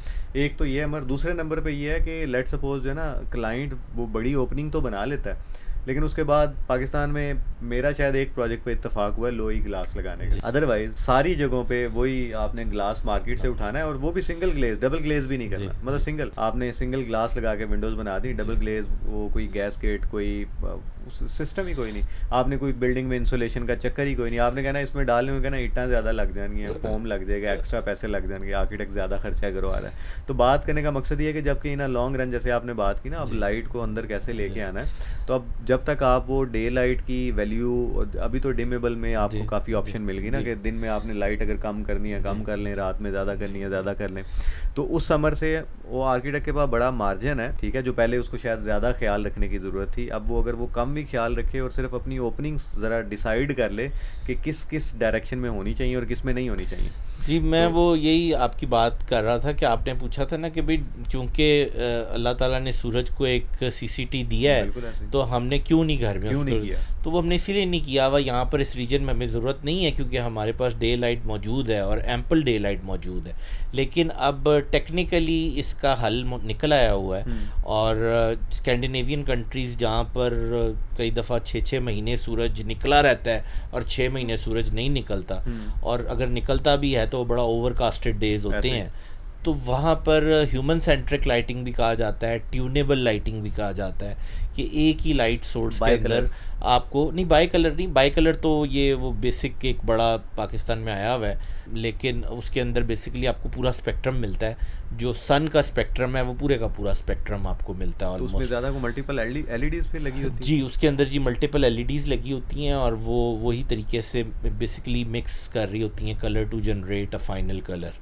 तो उसके अंदर होता ही है जी कि स्कैंडिनेविया के अंदर हॉस्पिटल्स और स्कूल्स में ये अब तो रेगुलराइज्ड प्रोडक्ट है, हर किसी ने यूटिलाइज़ करनी है वहाँ पर कि सुबह के टाइम जब बेसिकली बच्चे आते हैं, स्टूडेंट्स आते हैं, तो वो यूजुअली बड़े एनर्जाइज्ड होते हैं और शोर मचाते हैं, उनका दिमाग दिल नहीं लगता स्टडीज़ के अंदर। तो उस टाइम पे स्कूल्स क्या करते हैं कि वार्मर कलर टेम्परेचर्स पे उनको एक्सपोज करते हैं, और जब वार्मर कलर्स पे उनको एक्सपोज करते हैं तो वो चूँकि मेलाटोनिन पैदा होने की तादाद कम हो जाती है तो ऑटोमेटिकली उनका जो है वो टोन डाउन हो जाते हैं। And then when they have their lunch during the mid day, तो उसके बाद लंच के बाद automatically they are vice versa, वो टोन डाउन हो रहे होते हैं, लथार्जिक हो रहे होते हैं, और उनको basically they need to, school wants them to be energised, तो वो उनको फिर वाइट कलर के ऊपर एक्सपोज करते हैं। इसी तरीके से जो इंटेंसिव केयर यूनिट्स हैं हॉस्पिटल्स के, या कई अब मेडिकल टेक्निक्स ऐसी हैं जिसके अंदर हमें पेशेंट को, we want the patient to sleep as much as possible. So if we naturally want the patient to sleep as much as possible, हमें उसको वार्मर कलर्स पे एक्सपोज करके रखना है ज़्यादा, हमने उसे नहीं वाइट कलर देना। अगर बाहर लॉबी में वाइट कलर है तो ज़रूरी नहीं है कि एक ही पैनल हमने उठाया है और पूरे 25,000 स्क्वायर फुट के ऊपर एक ही छाप दिया है, वही ऑपरेशन थिएटर में लगा दिया है, वही इधर लगा दिया। तभी मैं कहूँ हॉस्पिटल की लॉबी में नींद क्यों आ जाती नहीं, हॉस्पिटल की लॉबीज़ तो मैंने देखी हैं यूजुअली, वो खैर वो तो एक डिफरेंट चीज़ है, लेकिन ये है कि वो उसको एक्सपोज किया जाता है टू सर्टन सीसीटीज़। तो ये बेसिकली एक टेक्निक है जो कि अब बन गई है, और ये टेक्निक आप मैनुअली भी शिफ्ट कर सकते हैं, और अब इसको आप लैटिट्यूड लॉन्गिट्यूड दे के सन के साथ भी आप इसको बेसिकली वो कंट्रोल सिस्टम्स आ गए हुए हैं जो कि ऑटोमेटिकली जो आपका बाहर चल रहा होगा स्पेक्ट्रम, वही स्पेक्ट्रम आपका अंदर चल रहा होगा। तो काशी भाई आखिरी लड़ाई कब हुई है आपकी, किसके साथ हुई है? पर्सनली पूछ रहे हैं नहीं, प्रोफेशनली पूछ रहे नहीं, वो एक होता है ना, बंदा कहता है 20 साल हो गए लड़े ही नहीं हूँ मैं, या बंदा कहता है कल लड़ा हूँ, बड़ा दबा के आया हूँ। नहीं जी, बस दबाना क्या है किसी को, हम तो ऐसे बंदे ही नहीं है। लेकिन ये है कि प्रोफेशनली सर, प्रोफेशनली छोड़ के वैसे ही एक होता है ना, मेरा यार लड़ाई होगी, फड्डा हो गया, आखिरी फड्डा कब हुआ, नहीं हुआ? ऐसा ही तो कोई बड़े नहीं है। ठंडे आदमी है यार। ऐसा ही तो तो कोई डिग्री के बाद आपका कितना वेट था और अभी अपने बिजनेस में आके कितना वेट है? बढ़ा है, कम बड़ा हुआ है, है? कम हो गया। तो डिग्री के बाद सर वेट था कोई तकरीबन कोई 1/3 बढ़ा लिया मैंने, समझ नहीं तो लोग कहते हैं कारोबार में तो बड़ी नहीं, परेशानी नहीं, है, ऐसा तो आप नहीं, माशाल्लाह। अल्हम्दुलिल्लाह जी, कोई परेशानी नहीं। क्या अच्छा। परेशानी तो जिंदगी के साथ साथ ही है। अच्छा हाँ अच्छा, चले कोई ऐसा को फनीएस्ट को मिथ को बंदा आया हो, उसने लाइटिंग के बारे में ऐसा सवाल किया हो, आपका तबक रोशन हो गया हो? यार, ये बड़ा अजीब सा, बहुत कोई सारी- बात नहीं, नाम ना बहुत ले, सारी चीज़ें। दो तीन दे दे, एक ना दे, 2-3 दे दे। यूजुअली लाइटिंग के मुतालिक तो बहुत ज़्यादा लोगों का नहीं होता पॉइंट, लेकिन ये है कि ये एक यूजुअली मार्केट में बहुत ज़्यादा होता है जी, कि जब हम लोगों को क्वालिटी स्टैंडर्ड्स बता रहे होते हैं ना, तो ये मिथ एक बड़ी कॉमन सी है कि सर जी एलईडी है ना, ये भी एलईडी क्री की बनी हुई है, आप भी क्री की एलईडी, क्री हाँ, एक मशहूर नाम है, बस क्री तो बस याद क्री की किया। एलईडी जी, मैं क्री की पंजाबी हो जाती है, क्री दी चिप लाई जी, तो तुसी भी क्री क्री दी दी चिप मैनू दे रहे तो हो। फिर ताड़ी लाइट इतनी महंगी क्यों है, सस्ती क्यों हाँ, है? तो सस्ती और ला वो जी वो देखो जी, मैंने लाई ये 3 साल हो गए ने, 4 साल हो गए ने, ठीक चलती पई है। तो इस तरह की चीज़ें सुनने को बहुत ज़्यादा मार्केट में मिलती हैं। फिर कुछ लोग वो हमने अब छोड़ दिया, कुछ लोगों का ये भी टेक्निक होती थी, कुछ लोग हमारे पास आते थे रेफरेंस से, और वो आके हमसे ना, वो होता है ना कि एक दवाई लिखने वाले से ना, एक डॉक्टर से प्रिस्क्रिप्शन लिखवानी हो ना, तो वो की कोशिश होती थी कि किसी तरीके से दवाई का नाम पता चल जाए हमें, हाँ, बाकी फिर से पैसे ना देने पड़े, लब लांगे कितों लेनी। तो वो खैर हमें पता चल जाता था। फिर यहाँ तक हत्ता के हुआ है कि कई क्लाइंट्स ने तो हमें क्लियरली कहा है कि सर आप क्या हो गया, हमें कोई थोड़ा सा टाइम दे दें, 2 घंटे दे दें, हमारे साथ चलें बीडन रोड से शालमी, हम आपको ले जाएंगे, वहाँ से शॉपिंग हमें करा दें, और बस दैट्स इट, आपकी मेहरबानी। क्या बात है। तो इधर तक भी ये भी बातें हुई। नहीं वो महंगे सस्ते वाली तो बिल्कुल ठीक है। अच्छा चलें, लेट सपोज आप कोई न्यू प्रोफेशनल, जैसे हमारे लेट सपोज अभी मैं एक इंस्टीट्यूट में, इंटीरियर डिज़ाइन के इंस्टीट्यूट में पढ़ा रहा हूँ जी, तो लेट सपोज बच्चों के लिए कोई जो फ्रेश प्रोफेशनल है, उनके लिए कोई ऐसा लाइटिंग के लिए वो बंदा कहता है ना, जाओ ये 4 टोटके हैं, ये तुम्हारी ज़िंदगी आसान कर देंगे, मतलब कोई ऐसा कह लें उनके लिए कुछ सजेशन बेसिक, जब वो लाइटिंग अपनी डिसाइड कर रहे होते हैं अपने लेआउट के बारे में, प्लान के ऊपर, ठीक है, तो उनके लिए कोई ऐसी सजेशन जिसमें काम थोड़ा आसान हो जाए। लेट्स वो लाइटिंग एक्सपर्ट नहीं है, ठीक है, जैसे मैं मिसाल देता हूँ, एक आप इमेजिन करें कि यार हमारे पास जो लक्स वैल्यू है ना, जो एक लिविंग फैसिलिटी है, घर है, उसमें मिनिमम ये हो सकती है और मैक्स हम यहाँ तक जा सकते हैं, ये R&D है, ठीक है, और इससे ज़्यादा जाएंगे तो ओवर एक्सपोज्ड हो जाएगी, इससे नीचे आएंगे तो डिम ज़्यादा नीचे चली जाएगी। इसमें ना 2-3 चीज़ें हैं, मैं आपको बता देता हूँ उसके अंदर। बेसिकली एक तो लक्स लेवल आप देख लें कि एक बेडरूम में, एक रेजिडेंशियल स्पेस में कहीं भी ना आप एनीवेयर बिटवीन 75 to 120, 125, ये 75, 100 या 125? नहीं, 75 से 125 की रेंज में अगर आप रहेंगे एवरेज लक्स लेवल, तो बगैर टेबल लैंप और फ्लोर लैंप्स के, वो तो एक एडिशनल है, शैंडलियर्स के बगैर की बात कर रहा हूँ, तो वो आपकी लाइटिंग जो है ना सूदिंग रहेगी। दूसरे लाइट फिक्सचर्स आप कोशिश करें जितने भी यूटिलाइज़ करें, उसके अंदर deep source down lights utilise करें। डीप सोर्स से मुराद है कि आपकी सीलिंग के लेवल पे आपकी लाइट नहीं निकल रही होनी चाहिए, हाँ, नीचे नजर लाइट कोई 3 इंच अंदर हो, ताकि जहाँ जो लाइट का पॉइंट सोर्स है जहाँ से लाइट आ रही है, ताकि मैं वॉकिंग लेवल पे जब मैं मूव अराउंड कर रहा हूँ या जब मैं बैठा हुआ हूँ, अनटिल एंड अनलेस मैं लाइट को देखूँ ना जाके एग्जैक्ट कि भाई यहाँ पे लाइट लगी हुई है, तो मुझे लाइट ग्लेयर ना दे, ग्लेयर नहीं होना चाहिए उसका। फिर उसके बाद जिस तरह आपने बात की कि कोशिश करें कि आप जिस रूम की बात कर रहे हैं उसके अंदर लाइटिंग को, जो आपके इम्पॉर्टेंट पीसेस हैं, इम्पॉर्टेंट एरियाज़ हैं, उधर अप्लाई करें।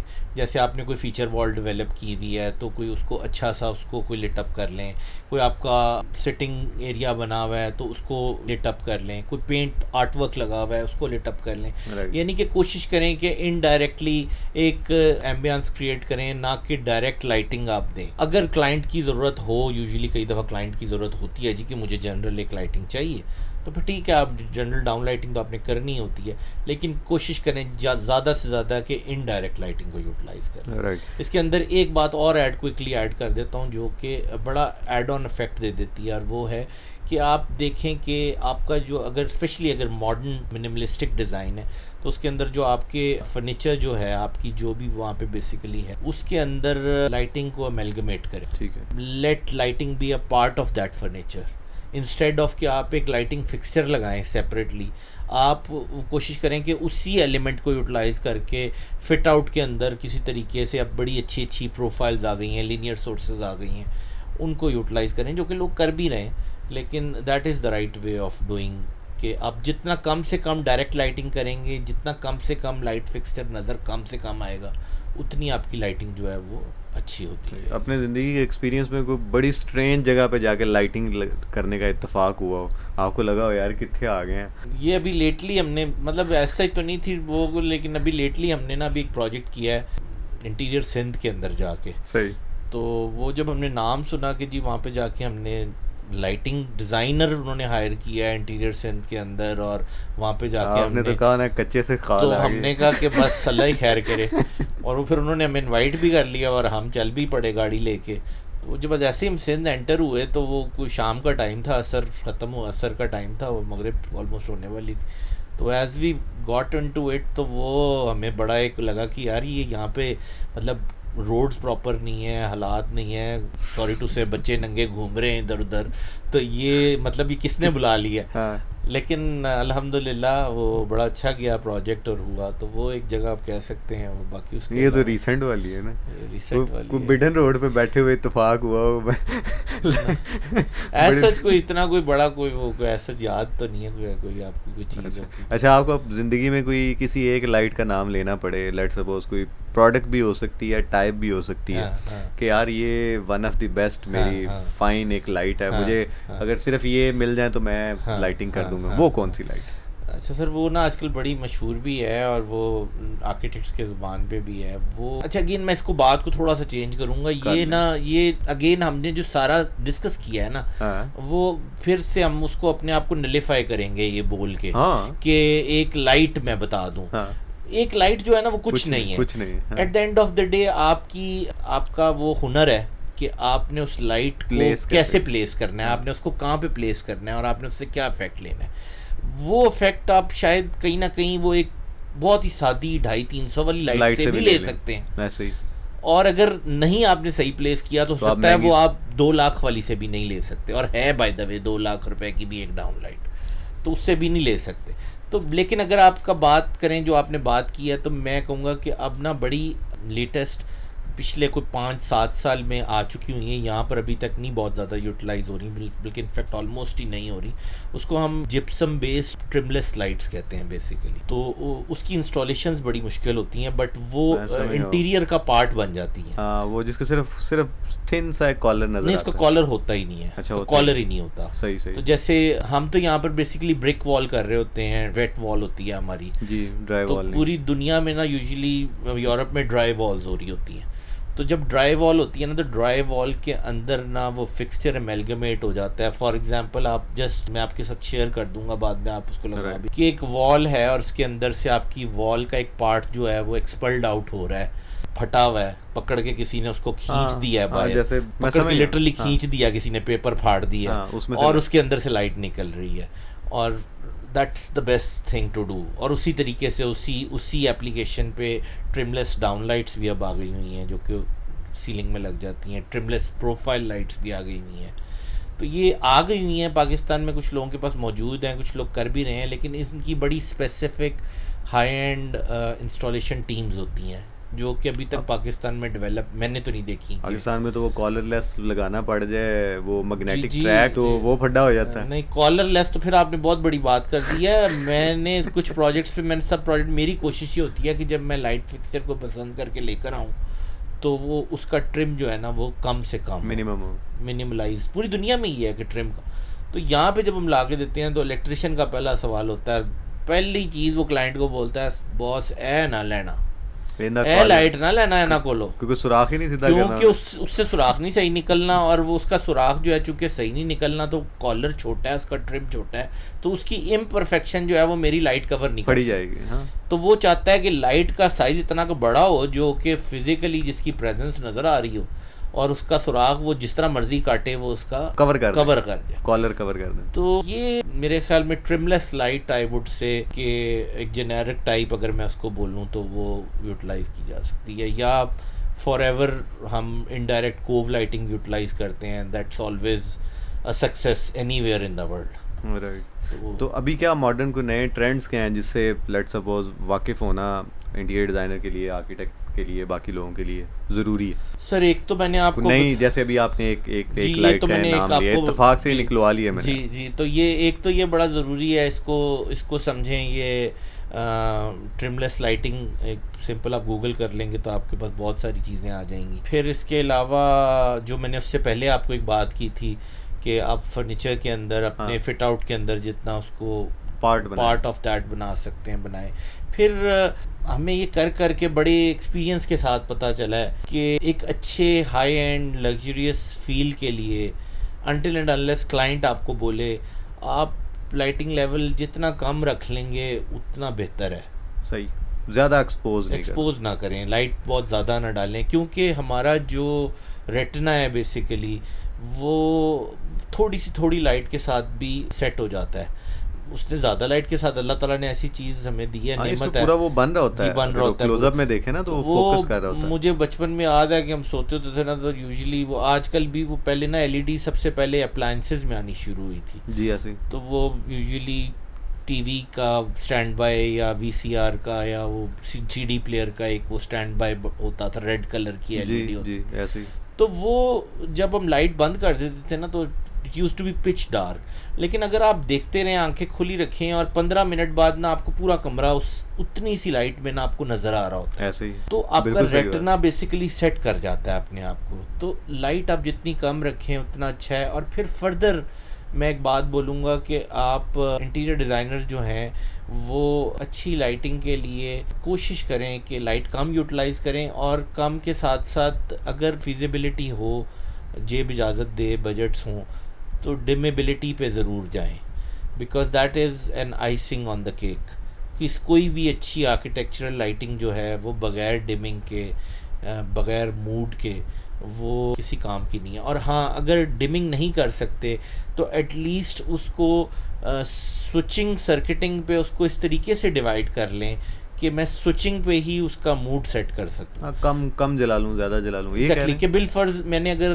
पेंटिंग्स पे 2 ट्रैक लाइट लगाए हुए हैं तो वो 2 ट्रैक लाइट पेंटिंग्स के मेरे किसी डाउन लाइट के सर्किट में ना हो। मैं ये ना हो कि एक स्विच ऑन करूं तो मेरी एक कोने की डाउन लाइट ऑन हो जाए और साथ 2 ट्रैक लाइट, 2 ट्रैक ऐसे। ये बड़ा बेसिक सा चीज़ है ऐसे। तो इसको ख्याल कर लें। बाकी हाँ, एक नए आने वाले interior designers, I don't know आगे आपका ये सवाल होगा या नहीं होगा, but I would really like to advise the young architects of our country के मैंने नहीं अभी तक किसी को भी देखा लाइटिंग को एज अ डिसिप्लिन बना के किसी ने उसको उसके अंदर स्पेशलाइज करने गए हों, उसको एज अ सोचा हो कि मैं lighting instead of architecture practice करने के बजाय मैं एक लाइटिंग डिज़ाइनर बनता हूँ, मैं एक lighting designer as a practice करता हूँ। जहाँ तक मेरी नॉलेज है, माइट भी मैं गलत हूँ, बट मुझे लगता है कि एक अच्छा lighting designer with an equal experience of 4 years 6 years after your specialisation and an architect after 4 to 6 years, तो अगर उनका कहीं भी हम कंपैरिजन ऑफ सैलरीज और उनके पे स्केल्स को करेंगे तो वो मच मोर ल्यूक्रेटिव है एक lighting designer rather than an architect, because उनकी डिमांड बहुत ज़्यादा है और सप्लाई ना होने के बराबर है। ये एक ऐसी फील्ड है जिसमें शायद 2-3 अच्छी इंस्टीट्यूट्स हैं अक्रॉस द वर्ल्ड जो कि इसकी मास्टर्स डिग्री ऑफ़र करते हैं। बाकी इवन जो मास्टर्स करके भी आते हैं, ये एक ऐसी चीज़ है जिससे आर्किटेक्चर आपको पता होगा कि वो until and unless you experience it, lighting एक ऐसी फील्ड है कि until and unless you experience it you don't get to the real place. उसके अंदर खाली पढ़ने से नहीं होता, लेकिन प्रैक्टिस करने से होता है। लेकिन ये इसकी बड़ी डिमांड है अक्रॉस द वर्ल्ड, और पाकिस्तान में किसी प्रोजेक्ट पे आपको कभी बड़ी डिमांड लगी हो, किसी ने कहा हो कि अब हमने बंदा बड़ा एक्सपर्ट हायर करना है, लाइटिंग आर्किटेक्ट हायर करना है, कोई ऐसा प्रोजेक्ट? जी अल्हम्दुलिल्लाह जी, हम हमारी बेसिकली मैंने वो उस टाइम डिस्कस नहीं अभी तक हमारा हुआ, हमारी 2 कंपनीज़ हैं, आपने शुरू में इंट्रोडक्शन में बताया था, उसमें थोड़ा सा मैं आपको करेक्ट कर देता हूँ। EEC या ECC? जी मैं आपको करेक्ट कर देता हूँ। इनिशियली जी मैंने लाइडियाज़ कंपनी फॉर्म की थी, which is lighting ideas, and my principal thought process was कि मैं सिर्फ लाइटिंग डिज़ाइन सर्विसेज ऑफ़र करूँगा, मैं कोई भी प्रोडक्ट कमोडिटी सेल नहीं करूँगा, राइट। मैं सिर्फ as an independent lighting consultant काम करूँगा। बट और अल्हम्दुलिल्लाह thankful to one of the good architects, उन्होंने हमें बड़ा अच्छा काम दिया। We got 2 lucrative jobs for lighting design way back in 2009, जब कोई सोच भी नहीं सकता था।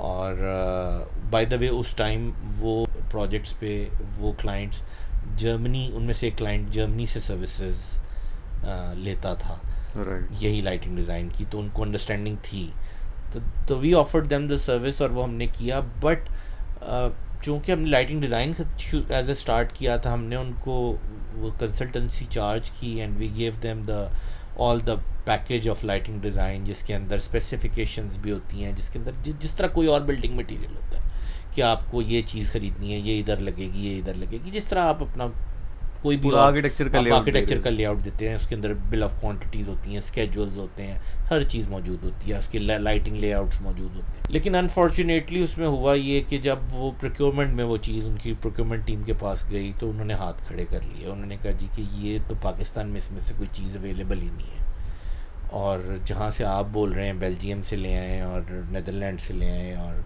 दुबई से ले आएँ, तो ये तो एक बहुत बड़ा एक प्रैक्टिस है और we are not sure whether we would be able to do it और नॉट। तो उन्होंने हमें एक ऑफ़र की कि आप क्यों नहीं, आप ही हमें इसको सप्लाई भी कर दें, आप ही सप्लाई कर दें। तो वो हमने शुरू में उनको ना भी की कि नहीं, हम सिर्फ लाइटिंग डिज़ाइनर्स हैं, हम सप्लाई नहीं करना, नए चक्कर में ना डाले। बट वो ना चाहते हुए भी उन्होंने कहा कि नहीं, आप ही करेंगे। तो दैट वाज द डे कि जी फिर हमने सप्लाईज, ऑलरेडी ट्रेड में मेरे फादर काम करते थे, जिस तरह मैंने आपको बताया, I asked him for his help, उन्होंने मुझे गाइड कर दिया कि थोड़ा सा कि यहाँ पे बड़ा एक टीडियस प्रोसेस है हमारा इंपोर्ट का पाकिस्तान के अंदर। तो बहरहाल जी वो प्रोडक्ट फिर हम लेकर आए और हमने किया उसके अंदर। तो Lideas was that company. Okay. Then from 2009 till 2013 I was running the same company, और उसके अंदर हम सोल्यूशन प्रोविज़न करते थे। हम डिज़ाइन सर्विसेज ऑलमोस्ट देनी बंद कर दी थी हमने, हम ना कंप्लीट पैकेज देते थे, ऑफ़र करते थे लोगों, मतलब डिज़ाइन भी करवा लें और सप्लाई भी ले लें, सप्लाई एप्लीकेशन। एंड देन 2013 ये बात हमारी हुई नहीं। 2013 में my business was going very good, अल्हम्दुलिल्लाह सब कुछ बड़ा अच्छा था, लोग अप्रिशिएट भी कर रहे थे, एवरीथिंग वाज गुड। बट मेरे दिमाग में ना एक शुरू से एक चीज़ रही है कि तजस्सुस होता है ना, मैं कभी भी वो ठहराव वाला बंदा नहीं हूँ, आगे से आगे जाना, बस वो होता है कि बस क्या हो रहा है ना। तो वन फाइन डे ऐसे मेरे दिमाग में आया, मैंने कोई जर्नल पढ़ा, कहीं से आ गया, हाथ लग गया या कोई लाइटिंग का, तो तब ना LED बड़ी डेवलप हो रही थी इन द मीनवाइल, 2012-13 की बात है। तो मुझे ये महसूस हुआ कि मैं फाइनेंशियली तो बड़ा डेवलप कर रहा हूँ, but technically I am not being exposed to the things which I should be. क्योंकि मैं दुबई काम करके आया था उससे पहले, तो मुझे पता था कि वहाँ का सर्किट, वहाँ का एक एक्सपोजर डिफरेंट था। वहाँ पे यूरोपियंस के साथ काम करना, जो टॉप लीड कंपनीज हैं उनके साथ काम करना, डिस्कस करना, फिर अच्छे अच्छे कॉन्ट्रैक्टर्स के साथ काम करना, कंसल्टेंट्स के साथ काम। तो आई फेल्ट इट बैक, और वो पता नहीं क्या, वो 2013 में समहाउ इट ट्रिगर्ड। मैं एक प्लेजर विजिट पे दुबई गया हुआ था, one of my old acquaintances वो वहाँ पर एक बड़ी अच्छी कंपनी को हेड कर रहा था, उनको लाइटिंग डिपार्टमेंट में हेड चाहिए था, somebody to head their lighting, he was heading the group, he gave me an offer which I couldn't reject, although मेरा यहाँ पर बिजनेस था, सब कुछ था। मैंने आके वो बिजनेस अपने एक भाई के हाथ में दिया, मैंने कहा तुम ये रन करो, which was the wrong decision, मैं आगे जा रहा हूँ। तो बड़ा जी हमारे कुछ आर्किटेक्ट्स भी थे, उन्होंने भी बड़ा निगेट किया, बड़ा मना भी किया कि आप ना करें, डेवलप होंगे, इधर ही रहें। बट वो दिमाग में एक चीज़ थी कि नहीं, कुछ करना है हमने, अभी हमने कुछ सीखा नहीं है, अभी बहुत कुछ है जो, क्योंकि एक बात ये हो गई थी कि उस टाइम पे अनफॉर्चुनेटली अल्लाह ताला गुरूर से बचाए, लेकिन ये है कि मुझे लगता है एटलीस्ट मेरी ज़ात को मुझे लगता है कि मैं वन एंड फॉर ऑल हो गया था लाइटिंग का। मतलब मुझे कोई जो भी बोलता था उसको कोई चैलेंज करने वाला नहीं था। There was nobody to challenge me कि नहीं जी आप यूँ नहीं यूँ करें, यूँ नहीं यूँ करें। तो उस वजह से फिर 2013 में मैं वापस चला गया दुबई में, but I didn't close my company. तो जो अच्छे क्लाइंट्स थे मेरे, वो मुझे वहाँ पर भी काम आता रहा, ऑन एंड ऑफ में आता जाता रहा, but things became really slow down.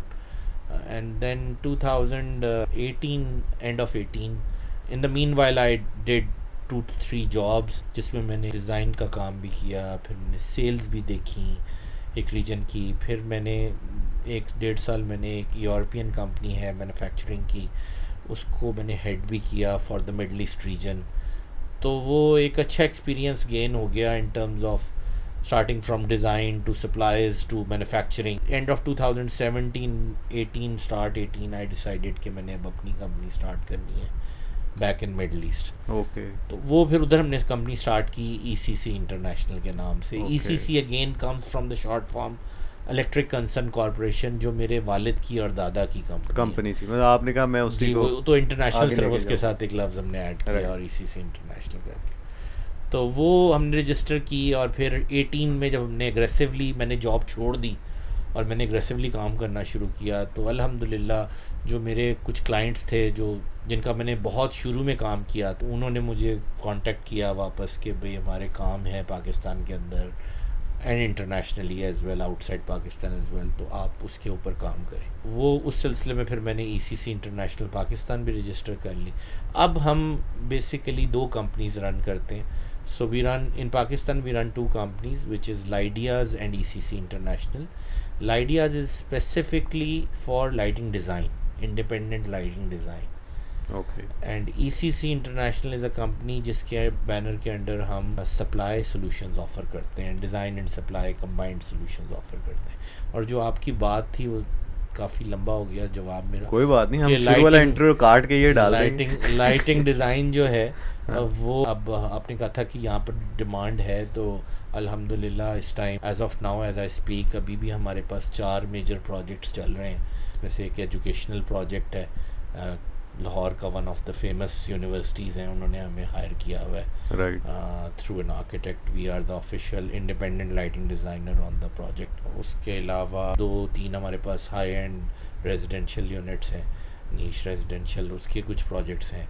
उसके अलावा जो मैंने आपको भी बताया इंटीरियर सिंध की, मैंने आपको थोड़ी देर पहले बात बताई, वो बेसिकली एक हाउसिंग सोसाइटी थी, इट वाज अर्बन डेवलपमेंट। तो उसके अंदर उन्होंने हमें हायर किया था, which was first of its kind के, जहाँ पे स्ट्रीट लाइटिंग के लिए यूजुअली कोई नहीं किसी को हायर करता। स्ट्रीट लाइटिंग वैसे ही रूल ऑफ थंब पे लगा दी जाती, तो वो street lighting and gate lighting and फिर उसके अंदर उनका सेल्स ऑफिस डेवलप होना था, उनके पार्क्स थे, फिर वो हमने काम किया एज अ लाइटिंग डिज़ाइनर। ये वो जॉब्स हैं एज अ लाइटिंग डिज़ाइनर जहाँ पर हमने लाइटिंग डिज़ाइन चार्ज की, but we didn't did the supplies right. So हमने as an independent lighting designer काम किया। और अल्हम्दुलिल्लाह I can say with full satisfaction कि जब मैं as an independent lighting designer के शूज़ में आता हूँ, तो पता नहीं somehow because lighting is a passion for me, तो मैं कम्प्लीटली अपना वो उस पर काबू पा लेता हूँ, अपनी उस अर्ज पे कि मैं ही इसको सप्लाई करूँ इस प्रोजेक्ट को। राइट ताकि जो मैंने सोचा है, चूँकि मैंने चार्ज किया है क्लाइंट को एक चीज़, तो मैं as an independent lighting designer ही काम करूँ। और मैं उसके अगर अदर वर्ड्स में कहूँ कि मैं अगर मुझे सप्लाईज़ नहीं मिलती, मेरी अदर कंपनी को सप्लाईज़ नहीं मिलती, तो मैं रोड़े ना अटकाऊँ उसके अंदर। चूँकि मैं चार्ज कर चुका हूँ, मैं एक डॉक्टर हूँ उसके लिए, तो मैंने उसके लिए आसानी करनी है। तो उसके अंदर फिर हम बड़ी अपने ही कंपेटिटर्स से, अपनी अदर कंपनी के कंपेटिटर्स के साथ बैठ के हम कोऑर्डिनेशंस करवा रहे होते हैं, because we are the one who has written the prescriptions. तो इस तरीके से पूरी दुनिया में होता है, this is how it happens. सही, मतलब आप कह रहे हैं इसका काम है मार्केट में, हम चल रहे हैं, बिल्कुल काम है। आप लोगों को समझ आ गई हुई है ओवर द पीरियड ऑफ, मैं ये बोलूँगा कि मैंने जो पहला काम किया था 2008-9 में जब मैंने कंपनी स्टार्ट की थी, और अब 2024 में है, so I would say it's been almost 15 years. So over a period of 15 years I would say कि अगर उस टाइम पे 100 में से 5 लोगों को पता होता था लाइटिंग की importance, and that is also I am talking optimistically 5 भी नहीं थे. तो अब अगर मैं पेसिमिस्टिकली स्पीकिंग बोलूँ, कम करके भी फिगर बताऊँ, तो 100 में से एटलीस्ट 50 लोगों को पता है कि लाइटिंग इम्पॉर्टेंट है, लाइटिंग ने लाइटिंग की गेम है. ये अंडरस्टैंडिंग आ गई क्योंकि over the period of time उसके अंदर प्रोजेक्ट लाइटिंग के अंदर डिमांड थी, लोग भी आए हैं और अच्छी बात है, एक मार्केट डेवलप हुई है, लोगों ने स्पेंडिंग करनी शुरू की है लाइटिंग के ऊपर. पहले यही होता था जी कि आज भी होता है, मैं घर देखता हूँ वर्साची की टाइल्स लगा ली, डेक्टॉन मटेरियल लगा लिया, हाई एंड मटेरियल्स लगा लिए, लेकिन उनकी प्रॉपर लाइटिंग ही नहीं की. दिखाना नहीं है ना, लाइट देखे ना वो क्या करता है, वो गोल्ड वाला लाइटें ऑन करो, क्लाइंट आ गया है. कपड़े वाला क्या करता है, लाइटें ऑन करो, कपड़ा. वो तो छोड़ें जी, अब तो वो स्ट्रॉबेरी लेके बैठते हैं ना, तो उनको भी इतनी अकल आ गई है कि वो पन्नी लगा के ना रेड कलर की, तो उन्होंने भी रेड किया होता है कि वो स्ट्रॉबेरी लाल नजर है. तो मतलब सेंस आ गई है, चीज़ें आ गई हैं. बस it's a difficult medium but it's a lucrative medium. साल में कपड़े कितने खरीदते हैं? कपड़े काफ़ी खरीदते हैं. अच्छा. तो नज़र के चश्मे का क्या नंबर है? वो कपड़े इसलिए खरीदते हैं क्योंकि वजन एक जगह पे सेट नहीं होता. अच्छा, उसकी रीज़न ये है. नज़र का चश्मे का नज़र बहुत थोड़ा है मेरा. फैशन के लिए पहनते हैं. हाँ, फैशन के लिए क्या है. डस्ट भी नहीं जाती ना पाकिस्तान में भी, ये भी मसला है. के साथ कुछ थोड़ा सा डिज़ाइनर लगे भी तो सही. अच्छा, कोई ऐसी कोई बड़ी वियर्ड सी कोई लाइटिंग की रिक्वेस्ट आई हो, आपको रिसीव हुई हो, तो आपको लगा हो यार ये क्या? वो बस वियर्ड यही आती होती है यूजुअली कि लोग ना कई दफ़ा ना लाइटिंग को ये समझ नहीं पाते कि lighting is not like water flowing in a pipe. पानी को वैसे खुला छोड़ दें तो पानी फैल जाता है ना, तो पानी को पाइप में डाल दें तो वो पाइप के साथ साथ चलता है, वो कहीं जाता नहीं है, चलता नहीं, डायरेक्शन ले लेता है. लाइटिंग को आप डायरेक्शनल नहीं कर सकते. तो लोग ये समझते हैं, यूजुअली लोगों की ख्वाहिश होती है कि जी लाइटिंग को ना डायरेक्शनल कर दिया जाए, कि जी ये light for example facade lighting है ना, तो आपने बरेड लगाया है, तो देखिए ना काश साहब, ये मेरा कॉलम तो लिटअप हो गया, बट कॉलम के ऊपर जो मेरी छत है वो भी लिटअप हो गई, वो नहीं. तो वो नहीं होनी चाहिए थी. यही तो आपका काम था, इसी में तो आपकी महारत आनी थी. तो फिर हम बोलते नहीं हैं, बट हम दिल में ही सोचते हैं कि यार मैं इसको क्या बोलूं, कि मतलब लाइट है, मैं उसको कैसे कूजे में बंद कर दूं, उसने तो जाना ही है ना. तो दम वाली लाइटें मंगवा लें कि ऊपर नहीं जाना, ऊपर बस उधर ही तू रुक जा भाई, उससे ऊपर नहीं चलेगा, उससे ऊपर तेरा दायरा कार बंद हो गया. तो इस तरह की फ्रीक्वेंट रिक्वेस्ट आती हैं. फिर वियर्ड रिक्वेस्ट पहले बड़ी आती होती थी फसाड लाइटिंग के ऊपर. लोग हमसे इंटरनल कराने आते थे तो हमें बताते सर ये देखें, हमने ना, वो खुद बड़े शौक से बताते थे कि हमने ये 3 पॉइंट रख दिए हैं दीवार के साथ, यहाँ पर देखें ना, हम ये फसाड लाइट लगाएंगे और सब रोशन हो जाएगा, फ्लड लाइटें लगाएंगे. तो वो फिर हम उनको, कई लोगों को समझाते हैं, कुछ लोगों को फ़ौरन समझ लग जाती है, कुछ लोगों को नहीं समझ लगती, और जिनको नहीं लगती यूजुअली फिर हम बुरा लगे या अच्छा लगे फिर हम कोशिश करते हैं, खामोश हो जाते हैं या बता देते हैं. नहीं, हम उन्हें फिर बता ये देते हैं कि हम समझ जाते हैं, उनका मर्ज समझ जाते हैं, उनका मर्ज ठीक होने वाला नहीं होता. आप समझे अगर ठीक होने वाला है तो फिर बता देते हैं. ठीक होने वाला ना हो तो फिर हम उनको चुप करके, उनके लिए भी बेहतरी है, हमारे लिए भी बेहतरी है, हम उनको बीडन रोड की तरफ मोड़ देते हैं. राइट. ताकि उस सिनेरियो में, उस रिसोर्सेज में, उस सोच में उसका बेहतर काम हो जाए. नहीं वो अपनी दूसरी दुकान पे या नहीं ऐसा नहीं. इधर ये होता है ना, एक बंदा एक हॉस्पिटल में होता है, उसके बाद मरीज जाता है, वो कहता है इधर इसका मसाल नहीं है, तुम दूसरे मेरे हाउस क्लिनिक पे, वहाँ पे तुम्हारा रात को हल करेंगे. इत्तेफाक से ये सच्ची बात बता रहा हूँ, मेरी ये प्रेशर कुकर ब्लास्ट हो गया, तो मेरी वो ममानी थी, तो हम ले गए, गवर्नमेंट हॉस्पिटल था, नाम मैं नहीं लेता, डॉक्टर साहब अभी जिंदा है, अभी उनके मेरे पास सारी मैंने वीडियो भी शूट की हुई है. अब वो अल्लाह आपका भला करे, उन्होंने कहा जी मेरी तो कल ये जिप क्लास है, मैं तो पढ़ाने के लिए, मेरी फ़्लाइट है, मैं जा रहा हूँ. अच्छा. तो किसी बंदे ने बताया कि इनको ना घर पे मिले, वो घर पे मिले, तो उन्होंने कहा जी आपसे मैंने लेना है 7 के 7.5 लाख. उनके ना कोई ब्रेन में ना कोई नस दब गई थी, तो स्टंट टाइप कोई डालना था, उन्होंने ये बैक साइड से इन करना था और फिर उसको, तो उन्होंने जी कहा जी कि 7 लाख रुपए का बंदोबस्त करें, गवर्नमेंट से करवाएं तो वो 25,000 रुपया था, ठीक है, लेकिन उन्होंने कहा जी 3 महीने बाद होगा। मैं करूँगा गवर्नमेंट के हॉस्पिटल में ही, वहीं पे कल कर दूंगा, फ्लाइट कैंसिल कर देता हूँ, क्लास कैंसिल कर देता हूँ, बस आप पैसों का बंदोबस्त करें। हॉस्पिटल के अंदर बैठ के मैंने अपने हाथों से उन्हें पैसे दिए, और उसी हॉस्पिटल में उन्हीं स्क्रीनों पे उसी इक्विपमेंट पे हम देख रहे हैं ऑपरेशन हो रहा है दूसरे दिन, और वो हम करवा के मानी उनको होश आ गया और हम ले गए।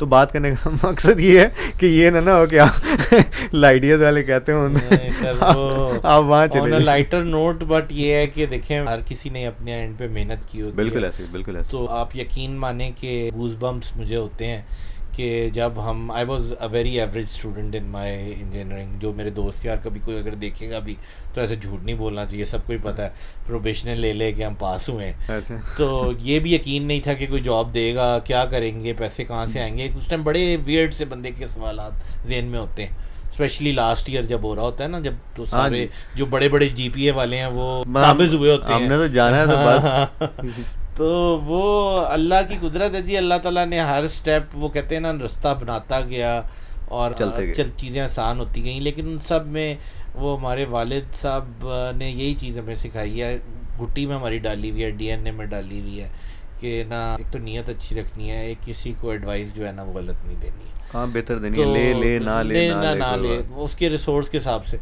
तो वो ना कभी भी इस तरह का गलत काम ज़हन में आया ही नहीं, क्योंकि खौफ लगता है, डर लगता है सीरियसली स्पीकिंग कि यार ये आज करेंगे ना तो इसका मुकाफात अमल कल ना कल को हो जाना है। मोबाइल का स्क्रीन टाइम कितना है आजकल? तो काफ़ी ज़्यादा है। क्यों?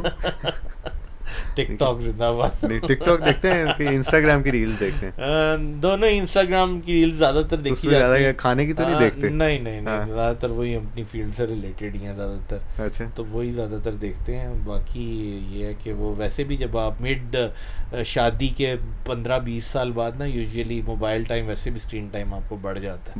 हाँ। कितने साल हो गया आपकी शादी? अल्हम्दुलिल्लाह जी 2004 में I graduated and 2004 he I got married. आपकी एज क्या है? जी मैं इस टाइम 42 years old। 42, सही। I was 23 when I got married, तो 19 साल। नहीं, आप मेरे से पीछे हैं जी। अच्छा। अच्छा, तो एक लाइटिंग के लिए एक लाइटिंग डिज़ाइनर को हायर करने की बेस्ट स्टेज कौन सी होती है? बिफोर प्रोजेक्ट या sir as soon as you finalized your architect। देखें ये एक ऐसा सवाल है जिसके बारे में पाकिस्तान इटसेल्फ एक डिफरेंट स्टोरी है ऑल टुगेदर। यहाँ के प्रोसेसेस ही डिफरेंट हैं। बिल्कुल ऐसे। तो चूँकि मैं थोड़ा सा काम करके आया हूँ बाहर, तो लोगों को शायद जो देख रहे होंगे उनको ये लगेगा कि मैं बहुत ज़्यादा भाषण दे रहा हूँ, लेक्चर दे रहा हूँ, और लोगों को भी पता है इस मामले का। लेकिन जस्ट फॉर एक्सपीरियंस शेयर कर रहा हूँ कि जब हम यहाँ से गए थे तो हमें ये लगता था कि आर्किटेक्ट जो है ना वो माई बाप होता है, उसी ने ही सब कुछ करना होता है, जिसका यहाँ पे वही करता धरता है। और जब हम बाहर गए, मिडल ईस्ट गए, तो वहाँ पे हमारी पूरे प्रोजेक्ट में 2 साल के टाइम में हमारी आर्किटेक्ट से एक दफ़ा भी मुलाकात नहीं होती थी। सही। क्योंकि आर्किटेक्ट कहता था कि भाई मैंने तो बस आर्किटेक्चर बना दिया, ड्राइंग्स रिलीज़ कर दी, अब इसको इंजीनियरिंग पॉइंट ऑफ व्यू से एप्लीकेट करवाना वहाँ पर वो तो एक कंसल्टेंट का काम है, इंजीनियरिंग कंसल्टेंट का काम है, आर्किटेक्ट का काम नहीं है। और फिर इंजीनियरिंग कंसल्टेंट जो है वो माई बाप होता था सबका। हाँ। और उसके अंदर उसकी टीम होती थी, जिसके अंदर उसका एचवैक होता था, जिसके अंदर उसका लाइटिंग होता था, जिसके अंदर उसका स्ट्रक्चर होता था, उसका पब्लिक हेल्थ होता था, जो कि यहाँ पे सब आर्किटेक्ट्स के अंडर है। एक ही और फिर उससे भी ऊपर एक इंजीनियरिंग कंसल्टेंट से भी ऊपर एक बंदा होता था जो कि प्रोजेक्ट मैनेजर होता था, जो कि कई दफ़ा क्लाइंट रिप्रेजेंटेटिव भी होता था। तो जो आपने सवाल पूछा कि लाइटिंग डिज़ाइनर कब ऑन बोर्ड होता था, तो जैसे ही प्रोजेक्ट मैनेजर एक इंजीनियरिंग कंसल्टेंट को हायर करता था किसी भी एक मुनासिब प्रोजेक्ट के लिए, तो एक इंजीनियरिंग कंसल्टेंट जो है उसके पास डिफरेंट सेट ऑफ टीम्स मौजूद होती थी। उसके पास एचवैक के भी 3 बंदे होते थे, उसके पास लाइटिंग कंसल्टेंट भी 3 मौजूद होते थे। तो वो उसके मुताबिक अपने प्रोजेक्ट के मुताबिक आगे सबलेट करता था कि भाई लाइटिंग डिज़ाइन इसकी ये इसने बंदे ने करना है। फिर डेफिनेटली उसमें इनपुट शामिल होती थी, आर्किटेक्ट की भी इनपुट शामिल होती थी, क्लाइंट की भी। तो जो आपका सवाल है कि कब हायर करना है या कब उनको ऑन बोर्ड लेकर आना है, हम उसको कहते हैं ASAP, as soon as possible. But technically speaking on the papers जिस दिन आपका आर्किटेक्ट आप हायर कर लें, अच्छा आर्किटेक्ट जिनके साथ हम अब काम कर रहे हैं, वो एट वेरी अर्ली स्टेजेस, मतलब प्रैक्टिकली स्पीकिंग ग्रे अभी मुकम्मल नहीं हुआ होता, मतलब जिसको हम कहते हैं फ़र्श कच्चे अभी नहीं हुए होते, तो उन्होंने हमें कर लेना होता है इनकॉर्पोरेट, क्योंकि वो चाहते हैं कि अगर हमने फ्लोर में कोई चीज़ें यूटिलाइज़ करनी है, फसाड में हमने कोई चीज़ यूटिलाइज़ करनी है अभी हो जाए, तो उसकी इलेक्ट्रिकल वायरिंग अभी से हो जाए। राइट, ठीक हो जितना अर्ली हो जाए उतना बेहतर होता है। कुछ लोग समझते हैं कि जी फॉल सीलिंग्स के बाद लेकर आना चाहिए, तो जितना आप लेट करते जाएंगे उतने हमारे हाथ बंधते जाएंगे। मिनिमम और मैक्सिमम एक कनाल के स्कोप में लाइटिंग डिज़ाइन का कितने को पैसे होते हैं कि लेट सपोज ये बड़ा एक मिनिमम बजट रखें तो इतना सा, मैक्सिमम रखें। हम आपसे ये नहीं पूछते कि आप एक कनाल का क्या चार्ज करते हैं, हम आपसे ये पूछते हैं कि मिनिमम क्या होएगा, मैक्सिमम कहाँ तक जा सकता है, मतलब क्यों FBR ने मेरे पीछे ला नहीं, हमारा FBR से कोई ताल्लुक नहीं है। देखें वो ये है ना कि अब लेट सपोज कोई सुनने वाला है, कोई मेरे जैसे ही आर्किटेक्ट अच्छा सर, मैं आपको ना इसका गेन एक, क्योंकि हमारे यहाँ ना लोग पता है क्या करते हैं, वो सबसे पहले चीज़ देखने के बाद अगला सवाल उनका यही होता है, कहते हैं कितने दिए। मैं आपको बताता हूँ सर, वो ये मैं आपको बताता हूँ एक इसका जो मैंने अंडरस्टैंड किया है ना थ्योरी, वो ये है कि एक अच्छा प्रोजेक्ट कोई भी हो उसके फुल बजट का एनीवेयर बिटवीन 12 to 15% इलेक्ट्रिकल पे जाना चाहिए। इलेक्ट्रिकल पे 12 to 15 इलेक्ट्रिकल, ठीक है। बिलफर्ज एक प्रोजेक्ट है 1 करोड़ रुपए का, तो उस पे 12 से 15 लाख रुपया आपका बिजली पे जाना चाहिए। और एक अच्छी लाइटिंग के लिए उस बिजली के बजट का 20 से 25% लाइटिंग पे जाना चाहिए। ठीक है, वो कितना बन गया? 12 अगर लाख वो 12 लाख रुपया था तो उसका 10% बन गया 1,20,000 और 20% बन गया 2,40,000। ठीक, तो अगर 2,40,000 को हम देखें तो अगर हम पूरे प्रोजेक्ट का देखें तो ऑलमोस्ट 3% बनता है वो। राइट, समझ गया मैं। 3%। ये बड़ा अच्छा आपने डिसीजन दिया, आपने सेव भी कर लिया अपना सारा कुछ, तो 3% होता है। अच्छा, और अगर मैं इसको ही इसी रेशो को पीछे जाके देखूंगा तो हम यूजुअली कहते हैं कि जब कोई भी हम कंसल्टेंसी सेट कर रहे होते हैं ना, तो कंसल्टेंसी या तो मैन आवर्स पे आप डिसाइड करते हैं, या दूसरा ये तरीक़ेकार होता है कि आप देखते हैं कि जिस चीज़ की मैं कंसल्टेंसी दे रहा हूँ उसकी प्रोडक्ट कॉस्ट क्या है। अगर उसकी प्रोडक्ट कॉस्ट 100 रुपये है ना, तो मेरी कंसल्टेंसी कम से कम 30 रुपये होनी चाहिए। राइट। यहाँ मैं आपको मज़े की बात बताऊँ, मैं जहाँ रिसेंट पढ़ा रहा हूँ जी, वहाँ पे मुझे इत्तेफाक हुआ प्रोफेशनल प्रैक्टिस पढ़ाने का। जो मैंने पढ़ा हुआ था मुझे पता था कि वो किसी काम का नहीं, हमें उसका कोई फ़ायदा नहीं हुआ। तो मैंने तीसरे दिन उनसे बोला कि यार मैं अपनी मर्ज़ी से पढ़ाऊँगा और जो मेरा दिल करेगा वो मैं पढ़ाऊँगा, अगर आपको कबूल है तो ठीक, नहीं तो आप बंदा नया हायर कर लें। कॉन्ट्रैक्ट बेस था। तो इत्तेफाक से उन्होंने कहा जी 2 दिन का टाइम दें, अगली क्लास तक हम बता देंगे। फ्राइडे को मैं गया, मैंने कहा जी पढ़ाऊँ या जाऊँ? तो उन्होंने कहा नहीं आप पढ़ाएँ। तो पढ़ाने के बाद अल्लाह आपका भला करे, उसमें हमने बच्चों को मैंने पूछा कि अब आपने यहाँ से फ्री हो जाना है तो आप बिड कैसे देंगे जाके? तो दे सेड हमें तो नहीं पता। तो मैंने कहा प्रोफेशनल प्रैक्टिस में आपने ये पढ़ना है, फ़ीस कैसे मांगनी है, पैसे कैसे बताने हैं, क्या प्रोसेस है, मार्केट में लोग क्या लेते हैं। तो उन्होंने कहा ये कैसे पता चलेगा? मैंने कहा करो, लोगों को कांटेक्ट करो, वहाँ से कोटेशन इकट्ठी करो, R&D हो जाएगी, उससे हम अपनी कोटेशन जनरेट कर लेंगे। अब ये सारा करने के बाद जब इत्तेफाक से हमने ये जो आपने बजट बताया है ना, इत्तेफाक से जो मेरे पास कोई 67 कोटेशंस पड़ी हैं, रिनाउन आर्किटेक्ट से लेके मेरे जैसे ये घरों में बैठे हुए आर्किटेक्ट्स तक। तो सर वो जो आपने बजट बताया ना, एन एवरेज ये जो हमारे माशाल्लाह मेरे जैसे मेरे हम पल्ला जो साथी हैं, वो इतने पैसों में पूरे पूरे घर डिज़ाइन करके दे रहे हैं। ये मैं आपको अंदर की बात बता रहा हूँ। नहीं, मैंने जो आपको बजट बताया ये तो मैंने आपको डिज़ाइन का नहीं बताया, मैंने तो आपको सप्लाई का बजट बताया।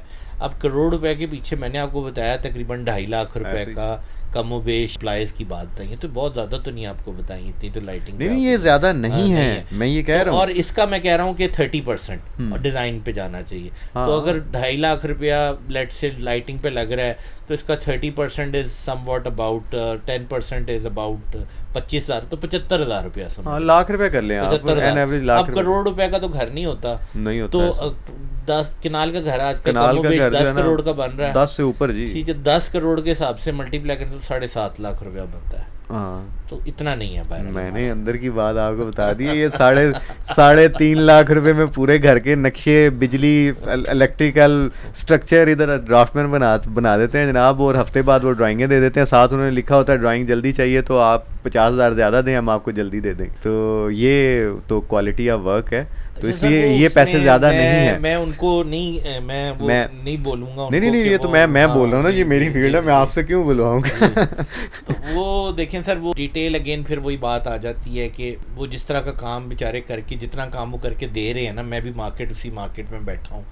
अगेन इस मामले में ना हम लाहौर स्पेशली जो आर्किटेक्ट्स, तो फिर भी लाहौर के कुछ आर्किटेक्ट्स, चुनिंदा आर्किटेक्ट्स हैं जो कि बड़ा अच्छा चार्ज कर रहे हैं और उनके पास सेट क्लाइंटेज है और उन्होंने काम भी किए हैं हाँ, लोगों एक्सपीरियंस को के पता। साथ साथ, ऐसे नहीं उन्होंने काम नहीं किया, तो वो they are doing good. But जो इंजीनियरिंग कंसल्टेंट्स हैं ना लाहौर के अंदर जो बैठे हुए हैं, वो अनफॉर्चुनेटली मुझे नहीं लगता कि वो दो इट दो इज़ रुपये बीइंग जस्टिस टू देम। 2-2 रुपये पे 2 ड्राइंगें रुपये बन रही 3 हैं, रुपये 2-2 पे जी रुपये। बन रही हैं, बिल्कुल बिल्कुल। और बड़े कंसल्टेंट्स की बात कर रहा हूँ, लेकिन फिर बात वही होती है कि वो उनकी भी जेब इजाज़त नहीं देती, उनका भी एक ड्राफ्टमैन बैठा हुआ है जो कि कॉपी पेस्ट कर रहा है बेसिकली। ऐसे ही।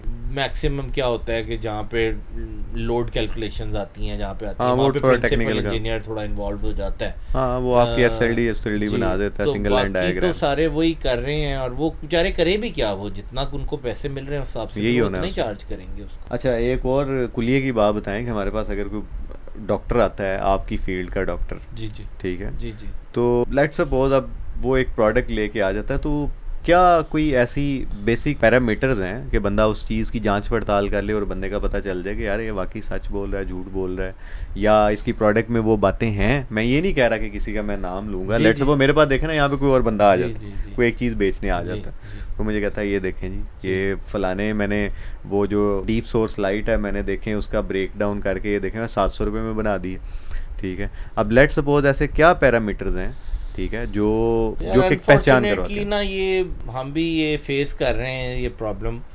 इसका कोई एक क्वांटिफाइबल आंसर इसका नहीं है मेरे पास, है भी, मैं दे सकता हूँ आपको क्वांटिफाइबल आंसर, लेकिन वो क्वांटिफाइबल आंसर यहाँ पर टेक्निकली ऑन द ग्राउंड एप्लीकेट होगा नहीं। उसका आंसर अगर मैं आपको दुनिया में कहीं पर हो तो उसका तो बड़ा सिंपल सा स्ट्रेट फॉरवर्ड सा आंसर है कि आपके पास जो प्रोडक्ट आती है, आप उसको बोलते हो यार इसके मुझे थर्ड पार्टी टेस्ट रिपोर्ट्स दे दो। तो पाकिस्तान में क्यों करता? नहीं, पाकिस्तान में तो थर्ड पार्टी टेस्ट लैब्स ही नहीं है कोई भी। इनफैक्ट थर्ड पार्टी क्या, यहाँ पे तो मैन्युफैक्चरर्स के पास भी लैब्स नहीं है। यहाँ पे कुछ जो नाम नहंदा मैन्युफैक्चरर्स हैं उनके पास भी जो Wazirabad, made in Wazirabad. Assembling नहीं, यहाँ पर अच्छे असेंबलर्स बैठ आ गए हैं, कुछ लोग असेंबलिंग कर रहे हैं, अब बड़े नाम भी आ रहे हैं, लेकिन वो असेंबलिंग की हद तक कर रहे हैं और वो मैसेज का काम कर रहे हैं, वो आर्किटेक्चरल लाइटिंग का नहीं काम कर रहे हैं। तो उनके पास भी कोई proper in house testing labs भी मेरा नहीं ख्याल हैं, अगर हैं तो मैं शायद, मुझे पता नहीं। लेकिन दुनिया में थर्ड पार्टी मार्क्स और लैब्स अवेलेबल, जैसे काइट मार्क एक बेसिकली है लाइटिंग का। काइट और मार्क नहीं, काइट मार्क उसको बोलते अच्छा, हैं। काइट मार्क, काइट एक ही मार्क है नाम है। बेसिकली, KIT काइट मार्क है बेसिकली। वो एक टेस्टिंग एक लैब है जो कि अपना मार्क देती है पूरी दुनिया में, और वो थर्ड पार्टी होती है। तो थर्ड पार्टी टेस्टिंग लैब्स का उसका ये तरीक़ेकार होता है कि हम जैसे हम लेके जाते थे UAE में एज अ सेल्स पर्सन, क्योंकि हमने भी तो as a shoes of a vendor काम किया हुआ, तो हम किसी इंजीनियरिंग कंसल्टेंट के पास जाते थे। तो यहाँ पर जैसे आपके पास कोई आता है तो हमसे भी लोग नहीं मांगते, और यूजुअली और भी लोगों से नहीं मांगते कि भाई आप ब्रोशर दिखाएं इसका क्या है। बेसिकली ब्रोशर आपको देखना चाहिए कि लाइट का क्या है। फिर लाइट को ट्रिकल डाउन करके लाइट के अंदर 3-4 क्राइटेरियाज़ हैं, उससे पूछें कि भाई इसके अंदर इसकी CRI क्या है, कलर रेंडरिंग इंडेक्स क्या है, इसके अंदर फ्लिकरिंग क्या है, इसकी वो ड्राइवर पार्ट आया था पहले आपको। अच्छा। लाइट, क्योंकि लाइट जो है उसके अंदर बेसिकली 2 पार्ट्स होते हैं ना, एक लाइट सोर्स होती है या डाउन लाइट या जो भी फिक्सचर होता है उसको लाइटिंग फिक्सचर बोलते हैं, और एक उसका इलेक्ट्रिफिकेशन पार्ट होता है। तो लाइटिंग फिक्सचर के अंदर आप उससे पूछेंगे कि भाई ये इसके अंदर LED जो लगी हुई है COB ये किस कंपनी की है, इसका SDCM क्या है, इसका CRI क्या है, इसकी लाइफ क्या है, ये चीज़ें जो आप बेसिकली पूछ सकते। फिर इसकी वॉटेज क्या है। उसके बाद आप उस तरफ आ जाते हैं उसके इलेक्ट्रिफिकेशन पार्ट के अंदर, तो उसमें आप कुछ अच्छे चुनिंदा नाम हैं, ब्रांड्स हैं दुनिया के अंदर। हम चूँकि यहाँ पे चाइना की ज़्यादा प्रोडक्ट्स यूटिलाइज़ कर रहे हैं, तो चाइना की बड़ी अच्छी प्रोडक्ट्स आ गई हैं, उसमें 4-5 बड़े फेमस नाम हैं। कोशिश करें कि उसी का ड्राइवर हो कोई ना कोई, और फिर उससे पूछें ये आइसोलेटेड है, नॉन आइसोलेटेड है, ये इसका सर्ज कैपेसिटी इसकी क्या है, ठीक है। उसके बाद ये फ्लिकर फ्री है, नॉन फ्लिकर फ्री है, पावर फैक्टर इसका क्या है, वो ये चीज़ें आप फिर इसको लिस्ट डाउन कर लें। अच्छा, ये पावर फैक्टर और फ्लिकर ड्राइवर पे डिपेंड करता है या ड्राइवर पे डिपेंड करता है। अच्छा, ड्राइवर ने बेसिकली सर्किट एलईडी तो वही है, उसने सर्किट ने उसको ड्राइव करना है। यहाँ तक कि इवन सो कि मैंने भी लेटली मुझे ये अंडरस्टैंड हुआ है कि ड्राइविंग सर्किटरी से आपकी एलईडी का कलर टेम्परेचर भी चेंज हो जाता है ऐसे ही। अगर अच्छा ड्राइवर नहीं है तो अगर आपकी एलईडी प्रॉपर भी है तो वो कलर टेम्परेचर सही जनरेट नहीं करेगी। नहीं ये भी है, दूसरा अगर कोई ओवर वाटेज जा रहे हैं तो वो लाइट बिल्कुल परमानेंट ही कलर चेंज कर देगी। तो ये चीज़ें आपके सामने जब क्राइटेरिया आ गया, फिर आप उसको, आपने कहा जी वो सही बोल रहा है गलत बोल रहा है, उसको आप मैच कर सकते। बिलफर्ज लोग अमूमन कहते हैं जी मेरी लाइट 7 वाट की है, 8 वाट की, ये बाज़ार में यूजुअली चलता है। 10 वाट की लाइट है जी, जब आप उसको मीटर के साथ लगा के चेक करेंगे तो उसकी पावर कंजम्पशन 7 वाट की होगी, 10 वाले की कंजम्पशन 7 वाट की होगी। सही। अब वो तो बड़ी उसने आप किस तरह, अब हर कोई तो नहीं लगा के चेक करेगा ना। उसने आपको 7 वाट वाली लाइट दे दी 10 वाट की जगह, और फिर वो आपको ये के बाद फिर फ्लिकर फ्री तो आप HD से चेक कर सकते हैं, हाई डेफिनेशन फोन से ज़्यादा फ्रेम रेट से। उसके बाद फिर आप, और बात हो रही थी सर्ज कैपेसिटी की, तो सर्ज कैपेसिटी एक जगह पे हमें प्रॉब्लम हुई थी एक प्रोजेक्ट पे, तो उसमें यूजुअली ना volt controller, multi volt controllers होते हैं मार्केट में अवेलेबल हैं। अच्छा। तो उसके ऊपर सर्च कंट्रोलर के साथ आपका, जहाँ पे बड़े प्रोजेक्ट्स की, रेजिडेंशियल प्रोजेक्ट्स के लिए यूजुअली नहीं होता, बड़े प्रोजेक्ट्स के लिए आप मल्टी वोल्ट कंट्रोलर लगा के आप ये चेक कर सकते हैं।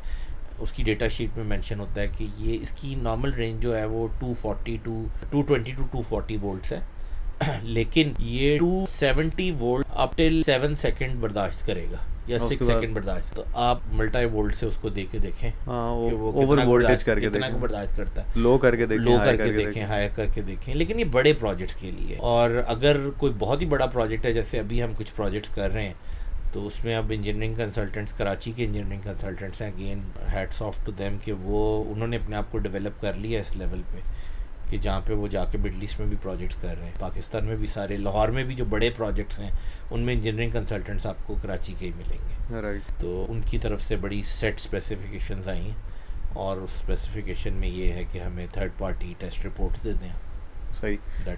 दुबई जाने से पहले कोई फ़्लाइट ली थी आप? जी। वो कहाँ गए? मैं काफ़ी जगह ट्रैवल कर चुका हुआ। दुबई जाने से पहली फ़्लाइट कब ली? होशो हवास में, अगर होशो हवास तो दुबई की थी फ़्लाइट मेरे ख्याल पहली भी, आई थिंक सो। सही। कब ट्रैवल किया था? फैमिली के साथ? वालिद साहब? फैमिली के साथ जी, वालिद साहब के साथ, फैमिली के साथ किया था। हम दुबई गए थे और उसके बाद वी वेंट फॉर उम्रा, जो एक यूजुअल फैमिली होती है। दैट इज़ वे बैक इन 87। सही। I was 7 years old at that time. सही। कभी खौफ आया हो कि यार अब जहाज में या वैसे जिंदगी में? हर दफ़ा जहाज में तो आई एम, बहुत बड़ा मुझे फ्लाइट फोबिया। अच्छा। एक्स्ट्राऑर्डिनरी। हाइट फोबिया भी है, लेकिन बस वो फ़्लाइट में ना मुझे बहुत पहले नहीं होता था। I have travelled a lot, काफ़ी मैंने ट्रैवल किया, स्पेशली जब मैं वो यूरोपियन कंपनी को हेड करता था, तो मेरी मिडल ईस्ट में कंटिन्यूस ट्रैवलिंग थी, और फिर 2 महीने में एक दफ़ा यूरोप जाना होता था, वहाँ की ट्रेनिंग्स होती थी। फिर मुझे उन्होंने हेड मुकर्रर कर दिया था अपनी वो लिजॉन टीम का, जो कि चाइना से जो भी हम प्रोडक्ट्स ख़रीदते थे उसके लिए, तो वो अक्रॉस यूरोप से चाइना बड़ी लंबी फ़्लाइट। बट एनी हाउ वो पता नहीं, वो मेरा ना वो एक फ़ोबिया है। वो भी मुझे डॉक्टर ने बल्कि थोड़ा सा ना उस पर गाइड भी किया है कि आपने बैठते से एक तो च्युइंगम मुंह में रखनी है ना, फोकस योरसेल्फ, एक आप वो अच्छे किस्म के हेडफोन्स नॉइज़ कैंसलेशन के, बाहर की आवाज़ ना, जी बाहर की आवाज़ आपको ना आए। तो ये 2 चीज़ें अगर आप कंट्रोल कर लेंगे ना तो काफ़ी हद तक आपका बेहतर हो जाएगा। तो वो हुआ है, बट यस, सही फोबिया है, डर लगता है। तो आपके इस कारोबार में आपको कब लगा था कि यार मैं बिल्कुल सही पाथ पे और सही जा रहा हूँ? मतलब एक टाइम आता है ना, देखिए शुरू जब बंदा करता है ना, तो बंदा कहता है यार पता नहीं चलेगा नहीं चलेगा, क्या बनेगा। नहीं सर, राइट फ्रॉम द, मतलब वो हर्डल्स तो आती हैं बीच में बंदे की, प्लस माइनस होता है, लेकिन मैं कभी भी इस नहज पे नहीं पहुंचा जहाँ पे मैं कहूँ कि मैं ये काम ख़त्म करके अब मैं दूसरे किसी काम पे जा। सबसे जो मेरा स्ट्रगलिंग टाइम था, शायद अल्लाह ताला ने रखा हुआ था, वो जो मेरे घर में मेरे वालिद साहब के साथ मेरी फ्रीक्वेंसी शायद नहीं पहले दिन सेट हो सकी, तो वो जो मैं बाहर गया हूँ ना, वो मेरा लर्निंग टाइम था।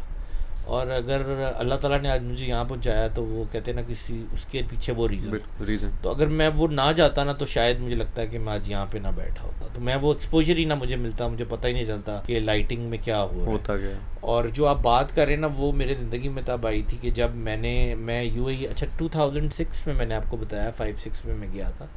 2009 में again I was very settled in UAE. मैंने मुश्किल टाइम गुजार लिया था, मैं अपनी कंपनी में एक मिड कैरियर लेवल पे पहुंच गया था और मेरी से थी कंपनी में, but I have never been a disciplined employ. क्यों? बस मेरे छुट्टियां करते थे? हाँ, छुट्टियां करते थे? छुट्टियां नहीं, टाइम का पाबंद नहीं था मैं। अच्छा, लेट आते? हाँ, मुझे ये था कि मुझे आपने एक सेट टारगेट दिया हुआ है, मैंने टारगेट अचीव करना है, हाजिरियां नहीं लगानी। हाँ, मैंने हाजिरियां नहीं लगानी, प्लीज़ मुझसे हाजिरी, मेरा टारगेट नहीं अचीव होता मुझे कोड़े मारें, जो मर्जी करना है करें, मेरे पैसे काटें, बट मेरा अगर टारगेट कंप्लीट हो रहा है वेल बिफोर टाइम, मैं रातों को जाग के करूँ, मैं जैसे मर्जी करूँ, आपको उसमें क्या मसला है मेरे से? मेरी हाजिरी में मेरे किसी क्लाइंट ने आपको शिकायत की हो, कोई प्रॉब्लम हो, तो मैंने अल्हम्दुलिल्लाह उसी चीज़ को इम्प्लीकेट किया हुआ है अपने ऑफिस में।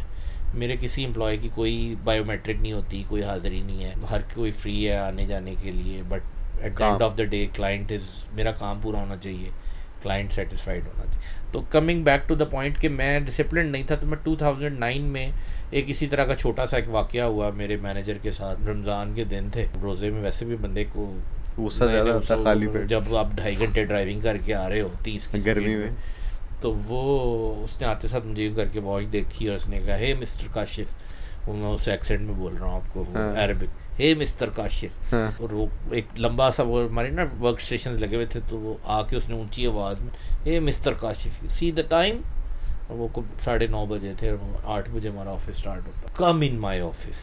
तो वो मैं खैर उसके पीछे पीछे गया और उसने मुझे लताड़ा वहाँ पे जाके, काफ़ी ट्रोलिंग की मेरी।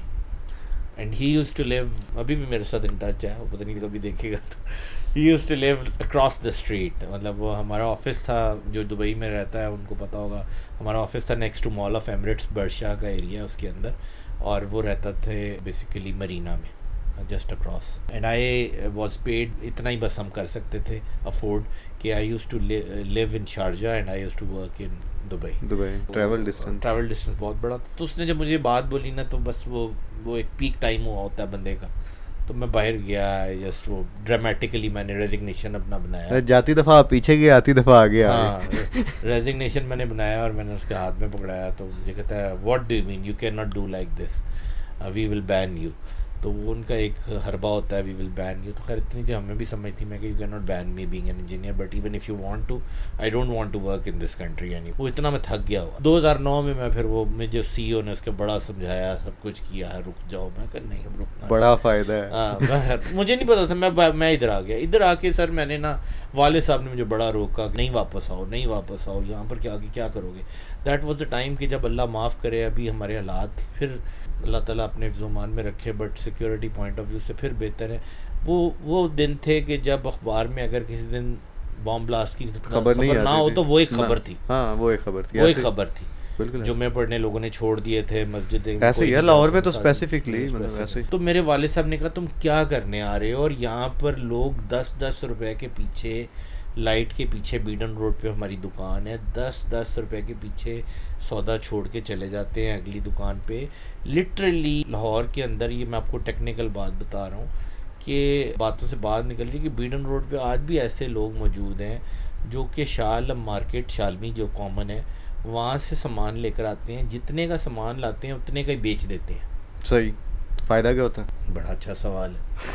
उनकी कटिंग इतनी है कि वो दिन में अगर एक आम दुकानदार लाख रुपए का सामान बेचता है, तो वो दिन में 15 लाख का सामान बेचता है। उसका फ़ायदा क्या है, अब आप पूछेंगे। फ़ायदा ये है सर कि वो एक तो ना 5 दिन के क्रेडिट पे लेकर आता है, ओह अच्छा, और दूसरा वो भी इतना बड़ा फ़ायदा नहीं है, जो उसका गत्ता है ना, वो बेच के जो उसको मिलता है वो उसकी दिन की दिहाड़ी, जो मास्टर पैकिंग होती है ना, लाइटें नहीं बेच रहा, वो गत्ता बेच रहा है, और वो उसमें खुश है। Very good. तो मेरे वालिद साहब ने कहा, यार ये मार्केट है, तुम इधर कैसे एग्जिस्ट करोगे, तुम इधर कैसे चलोगे, तो मुझे बताओ तो सही। तुम ना आओ वापस, तुम्हारी मेहरबानी है, पहले तुम्हें जाने से रोका था, अब तुम्हें आने से रोका, तुम्हारा दिमाग ख़राब है। तुम फिर, मैं कहा जी नहीं, मैंने तो आर्किटेक्चरल लाइटिंग करनी है, यहाँ पे बड़ी डप लाइट होती है। कहते उन्होंने मुझसे पूछा बड़ी डप लाइट कितने की होती है, मैंने कहा हम बेचते हैं यहाँ पे 1300 दरहम की बड़ी डप लाइट। ज़रब तो दे। उन्होंने जब दिया, उन्होंने कहा मुझे निकाली एक टीट वाली गाली, उन्होंने कहा तेरा दिमाग ख़राब हो गया। तो ही वॉज थिंकिंग कि शायद वो आएगा, एक फिर मतलब सेटल्ड बिजनेस था उनका भी चल रहा था, but I had other views. मैं अपने एक मुनासिब सी एक सेविंग थी 3 साल की, वो लेकर आया, आते साथ उसमें से आधी सेविंग जो है उसमें मैंने अपनी कंपनी खड़ी की, सही। लाइडियाज, तो मैंने ऑफिस बनाया। यहीं बैठे पहले दिन? नहीं जी, मैं डिफेंस में नहीं, मैं मेरे वालिद साहब का एक पुराना ऑफिस था, जो कोई कभी चमन आइसक्रीम अगर किसी ने खाई हो बीडन रोड पे, उसके साथ चमन आइसक्रीम और सादिक ड्राई फ्रूट है, उसके दरमियान में स्टेयर केस ऊपर जाती है, वो उधर हमारा ऑफिस शुरू से ऑफिस है हमारा 3rd फ्लोर पे, वहाँ से मैंने अपना स्टार्ट लिया। सही। तो वो जो आप टाइम बता रहे ना कि एक टाइम जब आया जब आपने कहा कि बस ये टाइम है अब ठीक, आने के बाद मैंने स्टार्ट किया जी बिज़नेस। मैंने अपनी वो कार्ड्स बनवाए, वेबसाइट बनवाई, वो जिस तरह एक होता है कि जी पूरा शशका चीज़ें पूरी करनी, काम हो ना हो वो डेली आए आके बैठ जाएं, अपनी रिसर्च करें और चले जाएं। काम कोई है नहीं, बस खा रहे हैं जो कैपिटल लेकर आए हैं। घर खैर वालिद साहब के घर में रह रहे हैं। तो उन्होंने 15 दिन बाद पूछा नहीं? उन्होंने कुछ नहीं पूछा, उन्होंने कहा ठीक है आ गया अब क्या हो सकता है। बहरहाल जी बातें बड़ी बड़ी करें, लाइटिंग ऐसी है लाइटिंग वैसी है, वो काम पैसे पता है जेब चीज निकली जा रहे हैं, कुछ नहीं। तो जी मैंने हिम्मत करके ना वो एक जगह से कंसल्टेंट से ना मैंने वो ली एक लिस्ट समझ लें कि जी बड़े आर्किटेक्ट्स कौन से यहाँ पे, बड़े नाम कौन है, सीधा उसमें चंद बड़े बड़े नाम, मशहूर चंद बड़े बड़े नाम, उनसे मैंने जी फ़ोन किए उनको। तब मोबाइल भी इतने को सस्ते नहीं होते थे, एक फ़ोन करके पता किया कहाँ पर हैं, फिर गए अपॉइंटमेंट्स ली उनसे। उन्होंने अपॉइंटमेंट बड़ी मुश्किल से दी। वो कहते थे अच्छा ये लाइटें बेचने आया, मैं कहता था मैं लाइटें नहीं बेचने आया, क्योंकि मैं तब लाइटिंग डिज़ाइन की कंपनी स्टार्ट करना चाहता था। तो बड़ी मुश्किल से अपॉइंटमेंट्स मिली। अपॉइंटमेंट्स मिलने के बावजूद आप यकीन करें कि 2 बड़े नाम, तो वो मैं उनके पास गया और मैं के रिसेप्शन लॉबी में 2-2, 3-3 घंटे, 4-4 घंटे बैठा रहा, और मेरे टाइम पे मुझसे मुलाकात नहीं की गई। और फिर कहा गया कि जी वो तो सर तो चले गए हुए, पीछे वाले दरवाजे से निकल गए, पीछे वाले से आगे से चले गए। मैंने उनकी कौन सी शक्ल देखी थी, मुझे क्या पता था कौन। अच्छा, पहली मुलाकात थी। तो मैं बड़ा डिसहार्ट हुआ, और डिसहार्ट होके ना मैंने सोचा कि मैंने ना ये लानत भेजो इस काम पे कि मैंने नया काम नहीं करता। तो मैंने घर जाके ना मैंने मिसेस को कहा, मैं pack your bags, we are living in the next 1 month. बाहर में गई, ठीक है जो पैसे लग गए, कुछ जॉब ही करते हैं जा। वो खैर मेरा एक अल्लाह ताला ने कोई वसीला बनाना होता है। मेरा एक दोस्त है पुराना बड़ा अच्छा, वो उसको कहीं से खबर मिली है कि ये डिसीजन होना है। वो रात को गाड़ी लेकर आ गया मेरे पास, चला आप जूस पी के आते हैं। वो मुझे साथ लेके गया। उसने खैर मुझे बड़ी कुछ तवक्कल वाली बातें भी की, कुछ उसने मुझे एहसास भी दिलाया कि यार तेरी फैमिली है, तो साथ साथ कभी वहाँ ले जाता है कभी यहाँ ले आता है। तब तक मेरा एक बेटा भी हो चुका हुआ था कि ये क्या तरीके कार है। So settle down at one place, और नीयत के साथ मेहनत कर, कुछ करेगा तो कुछ हो जाएगा। तो बहरहाल जी वो फिर अल्लाह ताला ने सबब बनाया। मैं इसी तरह एक दिन बैठा हुआ था, एंड रमज़ान के दिन थे और असर का टाइम था, और नमाज़ पढ़ के मेरा ख्याल गालिबन या ज़ोहर का टाइम था, नमाज़ पढ़ के टीवी लगा हुआ था, ऐसे ही जैसे बंदा काम कर रहा होता है टीवी चल। एक इंटरव्यू, एक कोई इंग्लिश पता नहीं तब चैनल था कुछ शुरू, किसी न्यूज़ ने किया था कि उसमें कोई लाइफस्टाइल टाइप का कोई एक प्रोग्राम था, और वो उस पर ना 2 आर्किटेक्ट्स बैठे हुए हैं और वो बात कर रहे हैं, not related to lighting but in general architecture. मुझे ऐसे ऐसे कान में आवाज़ पड़ रही है, तो मुझे लगा यार ये बंदे ना काम के हैं, इन्होंने लबी है, ये इन्होंने लबी है कौन।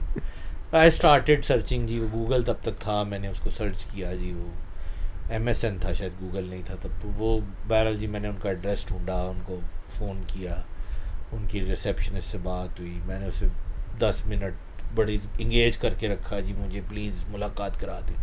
इतना हद तक इंगेज किया, उसने कहा आप आ जाएं, आपको मिलवाना ज़रूरी है, अभी आपको ना मिलवाती हूँ अपने इंजीनियर से। मैं वहाँ पहुँचा तो वो पता चला जी इंटर्नशिप पे एक आर्किटेक्चरल इंजीनियर आया हुआ, सही UAT का, तो उससे मेरी मुलाकात करवा दी। वो इंटर्न उस जज़ाकल्लाह, अच्छा सही, वो एज एन इंटर्नी आया हुआ था, उसको मेरे सामने बैठा दिया। अब वो मैं तो 3 साल काम करके आया था, तो मुझे अंडरस्टैंडिंग थी। बहरहाल जी वो मैंने उसके साथ गपशप मारी और मैंने उसको सारा एक्सप्लेन किया A to Z, और मैंने उससे बहुत ही ऑलमोस्ट आप कह लें रिक्वेस्ट से ज़्यादा वो बेगिंग ही थी कि यार मुझे ना अपने प्रिंसिपल कंसल्टेंट आगे एक दफ़ा इंजीनियर से एक दफ़ा मुलाकात करा।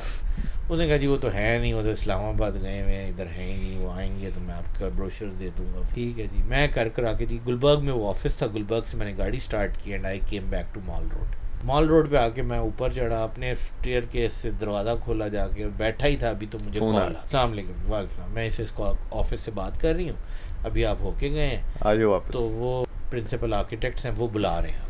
मैं कहूँ तो इस्लामाबाद गए हुए थे।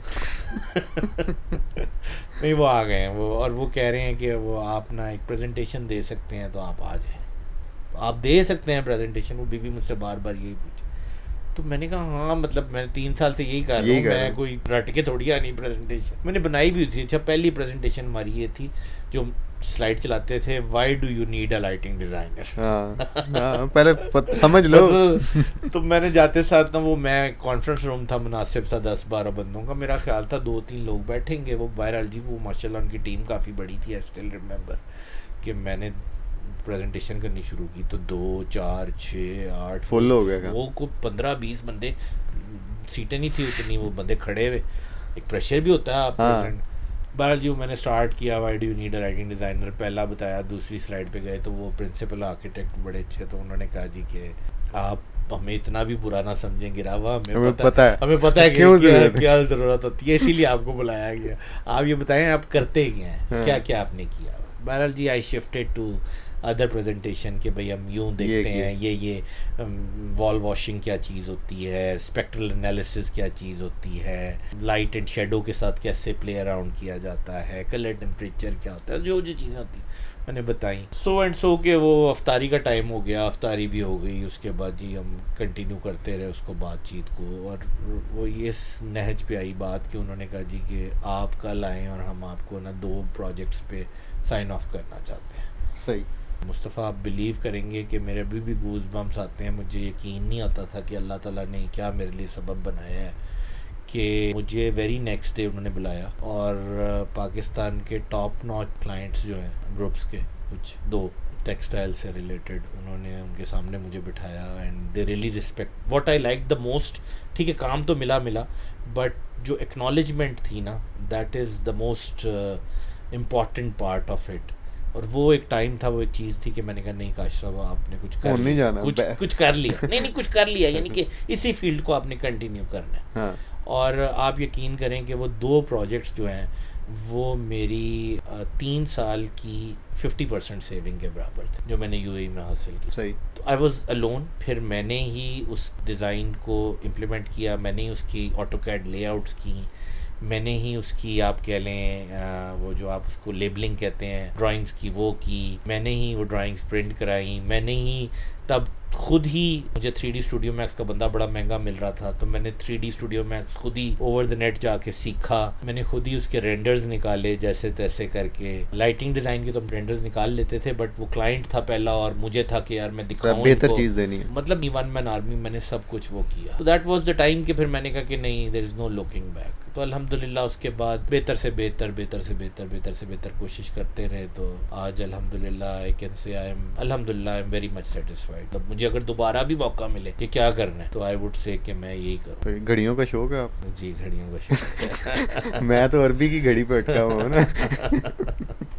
घड़ियों का शौक है। तो बहुत अच्छा लगा आपसे सारी गुफ्तगू सुन के। एंड पे कोई आपका कोई ऐसा मैसेज, को आप अपने तौर पे कोई ऐसा सवाल आंसरेबल, कोई ऐसा क्वेश्चन आपके ज़हन में आता हो कि ये बात भी शायद होनी चाहिए थी जो हम मिस कर गए, आपको अपना कोई ओपिनियन दे सकते हैं, कोई अपना एक्सपीरियंस बता सकते हैं, कोई अपना इनपुट दे सकते हैं इस पूरी जितनी हमने गुफ्तगू की है अभी तक? हाँ, मैं इसमें सर यही बोलूँगा कि देख 2-3 पर्सपेक्टिव से आपको बताऊँगा। एक पहली चीज़ तो ये बताऊँगा क्लाइंट पर्सपेक्टिव से, जो हमें लगता है कि होना चाहिए। 5 उंगलियाँ बराबर नहीं होती, मार्केट में हर कोई बराबर नहीं होता। मैं ये नहीं कहता कि इसको आप जनरल कंसेंसस बना लें, एक जनरल थ्योरी बना लें, इसी पे ही चलें, रूल बना लें, लेकिन मैं खुद इस पे इम्प्लीमेंट करने की कोशिश करता हूँ। और मैं समझता हूँ कि मेरे एक्सपीरियंस के हिसाब से जो इस पे चलता है वो काफ़ी बेहतर रहता है। वो ये है कि क्लाइंट की एक जनरल थ्योरी होती है कि मैं मार्केट में हर फील्ड से रिलेटेड हर बंदे को टच करूँ। ऐसे ही मैंने टाइल लेनी है ना, तो मैंने पूरा फिरोजपुर रोड ढूंढना है, घूमना है, मैंने DHA पूरा घूमना है, मैंने गुलबर्ग पूरा घूमना है, और फिर मैंने डिसीजन लेना है। मैं समझता हूँ ये चीज़ गलत है। मैं समझता हूँ कि आपने किसी भी फील्ड में जब सिलेक्शन ऑफ द वेंडर और द पर्सन और द प्रोडक्ट आपने करना हो ना, तो आपको अपने ओन पे एक की वर्किंग कर लेनी चाहिए। बेसिक आपको सबसे पहले तो आपको पता होना चाहिए कि आपको चाहिए क्या, और उस मामले में आर्किटेक्ट को गाइड करना चाहिए क्लाइंट को, ताकि वो नैरो डाउन कर सके अपनी list of persons, and budget भी शामिल हो सकता है उसमें, प्रोडक्ट भी। And then from there onwards apple to apple products को देखते हुए ना आपको मेरा ये ख्याल है, मैं एटलीस्ट जब डिसीजन मेकिंग करता हूँ तो मैं देखता हूँ कि जो प्रोडक्ट कोई सेल कर रहा है ना, या जो वेंडर है, वो उसका क्या रेफरल पॉइंट है, और उसने क्या प्रोजेक्ट्स किए हैं, और वो विहार का कैसा है, और उसकी एक्सपर्टीज और कैपेबिलिटी अपनी प्रोडक्ट से रिलेटेड उसकी अंडरस्टैंडिंग कितनी क्या है।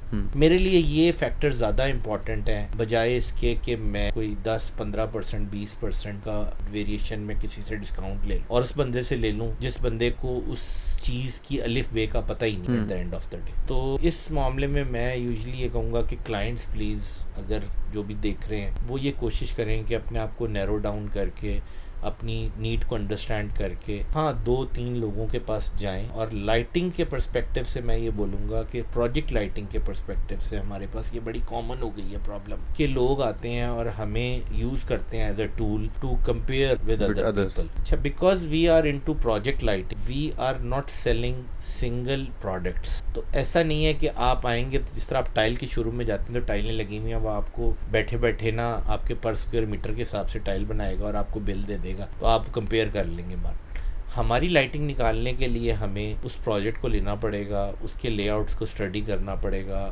अपनी लाइटिंग को उस प्रोजेक्ट के ऊपर इम्प्लीकेट करना पड़ेगा, उसके बाद उसकी क्वांटिटीज़ निकालनी पड़ेगी, उसके बाद उस क्वांटिटीज़ के रेट डालने पड़ेंगे कोटेशन में, फिर वो उसकी फाइनल कोटेशन निकलेगी। ये इटसेल्फ इसके अंदर बहुत सारे मैन आवर्स इन्वॉल्व होते हैं। ये मैं हूँ, ये मेरा कोई और कंपेटिटर हो जो मेरे तरीके से काम कर रहा है, उसके लिए ये एक प्री सेल्स प्रैक्टिस है जिसको क्लाइंट्स यूटिलाइज करते हैं कंपैरिजंस के लिए। मेरी तो हत्तुल इम्कान ये कोशिश होती है कि मैं क्लाइंट को पहले ही बता दूं। कुछ क्लाइंट समझते हैं कि ये गलत बात है, आपको ये ऑफ़र करनी चाहिए, बट मैं समझता हूँ कि ये नहीं होना चाहिए। क्लाइंट को इस प्रैक्टिस में जाने से पहले एक किस्म की कंफर्मेशन होनी चाहिए कि क्या मैंने इस बंदे से काम करवाना है या नहीं करवाना। इवन मैं अपना पर्सनली मैं अपना एक कंसिडरेबल साइज़ का प्रोजेक्ट, अपना एक घर बना रहा हूँ आजकल, तो मैंने भी डिफरेंट वेंडर्स चूज़ करने होते हैं। तो मैं एक वेंडर को इन्वॉल्व करने से पहले अपनी अंडरस्टैंडिंग बना लेता हूँ, उससे एक बेसिक रेट ले लेता हूँ कि यार ये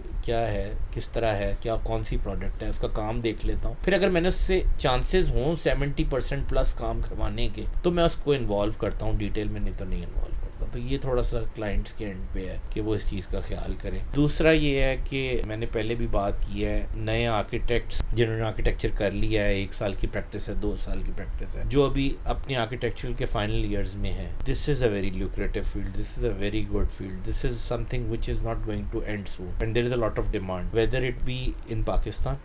आप मुझे देख लें, मेरे मुतल्लिक लोगों से मार्केट में पूछ लें, 2-4 बड़े आर्किटेक्ट से, नहीं तो आप सर्च कर लें best lighting designers in the world. उसमें से हर लाइटिंग डिज़ाइनर, अगर 10 लाइटिंग डिज़ाइनर बेस्ट आप देखेंगे तो उनमें से 8 के ऑफिसेज मिडल ईस्ट में, दुबई में मौजूद हैं, जो हमसे सिर्फ 2.5 घंटे की फ़्लाइट। वैसे तो मैं तो इस जगह पे पहुंचा हूँ, इस डिसीजन पे पहुंचा हूँ कि मिडल ईस्ट में कुछ नहीं रखा हुआ है, मैं अपने एक्सपीरियंस से बता रहा हूँ। अगर आपकी अच्छी प्रैक्टिस यहाँ पर हो तो as a first class citizen जो हम यहाँ पर एंजॉय करते हैं वो हम वहाँ नहीं कर सकते।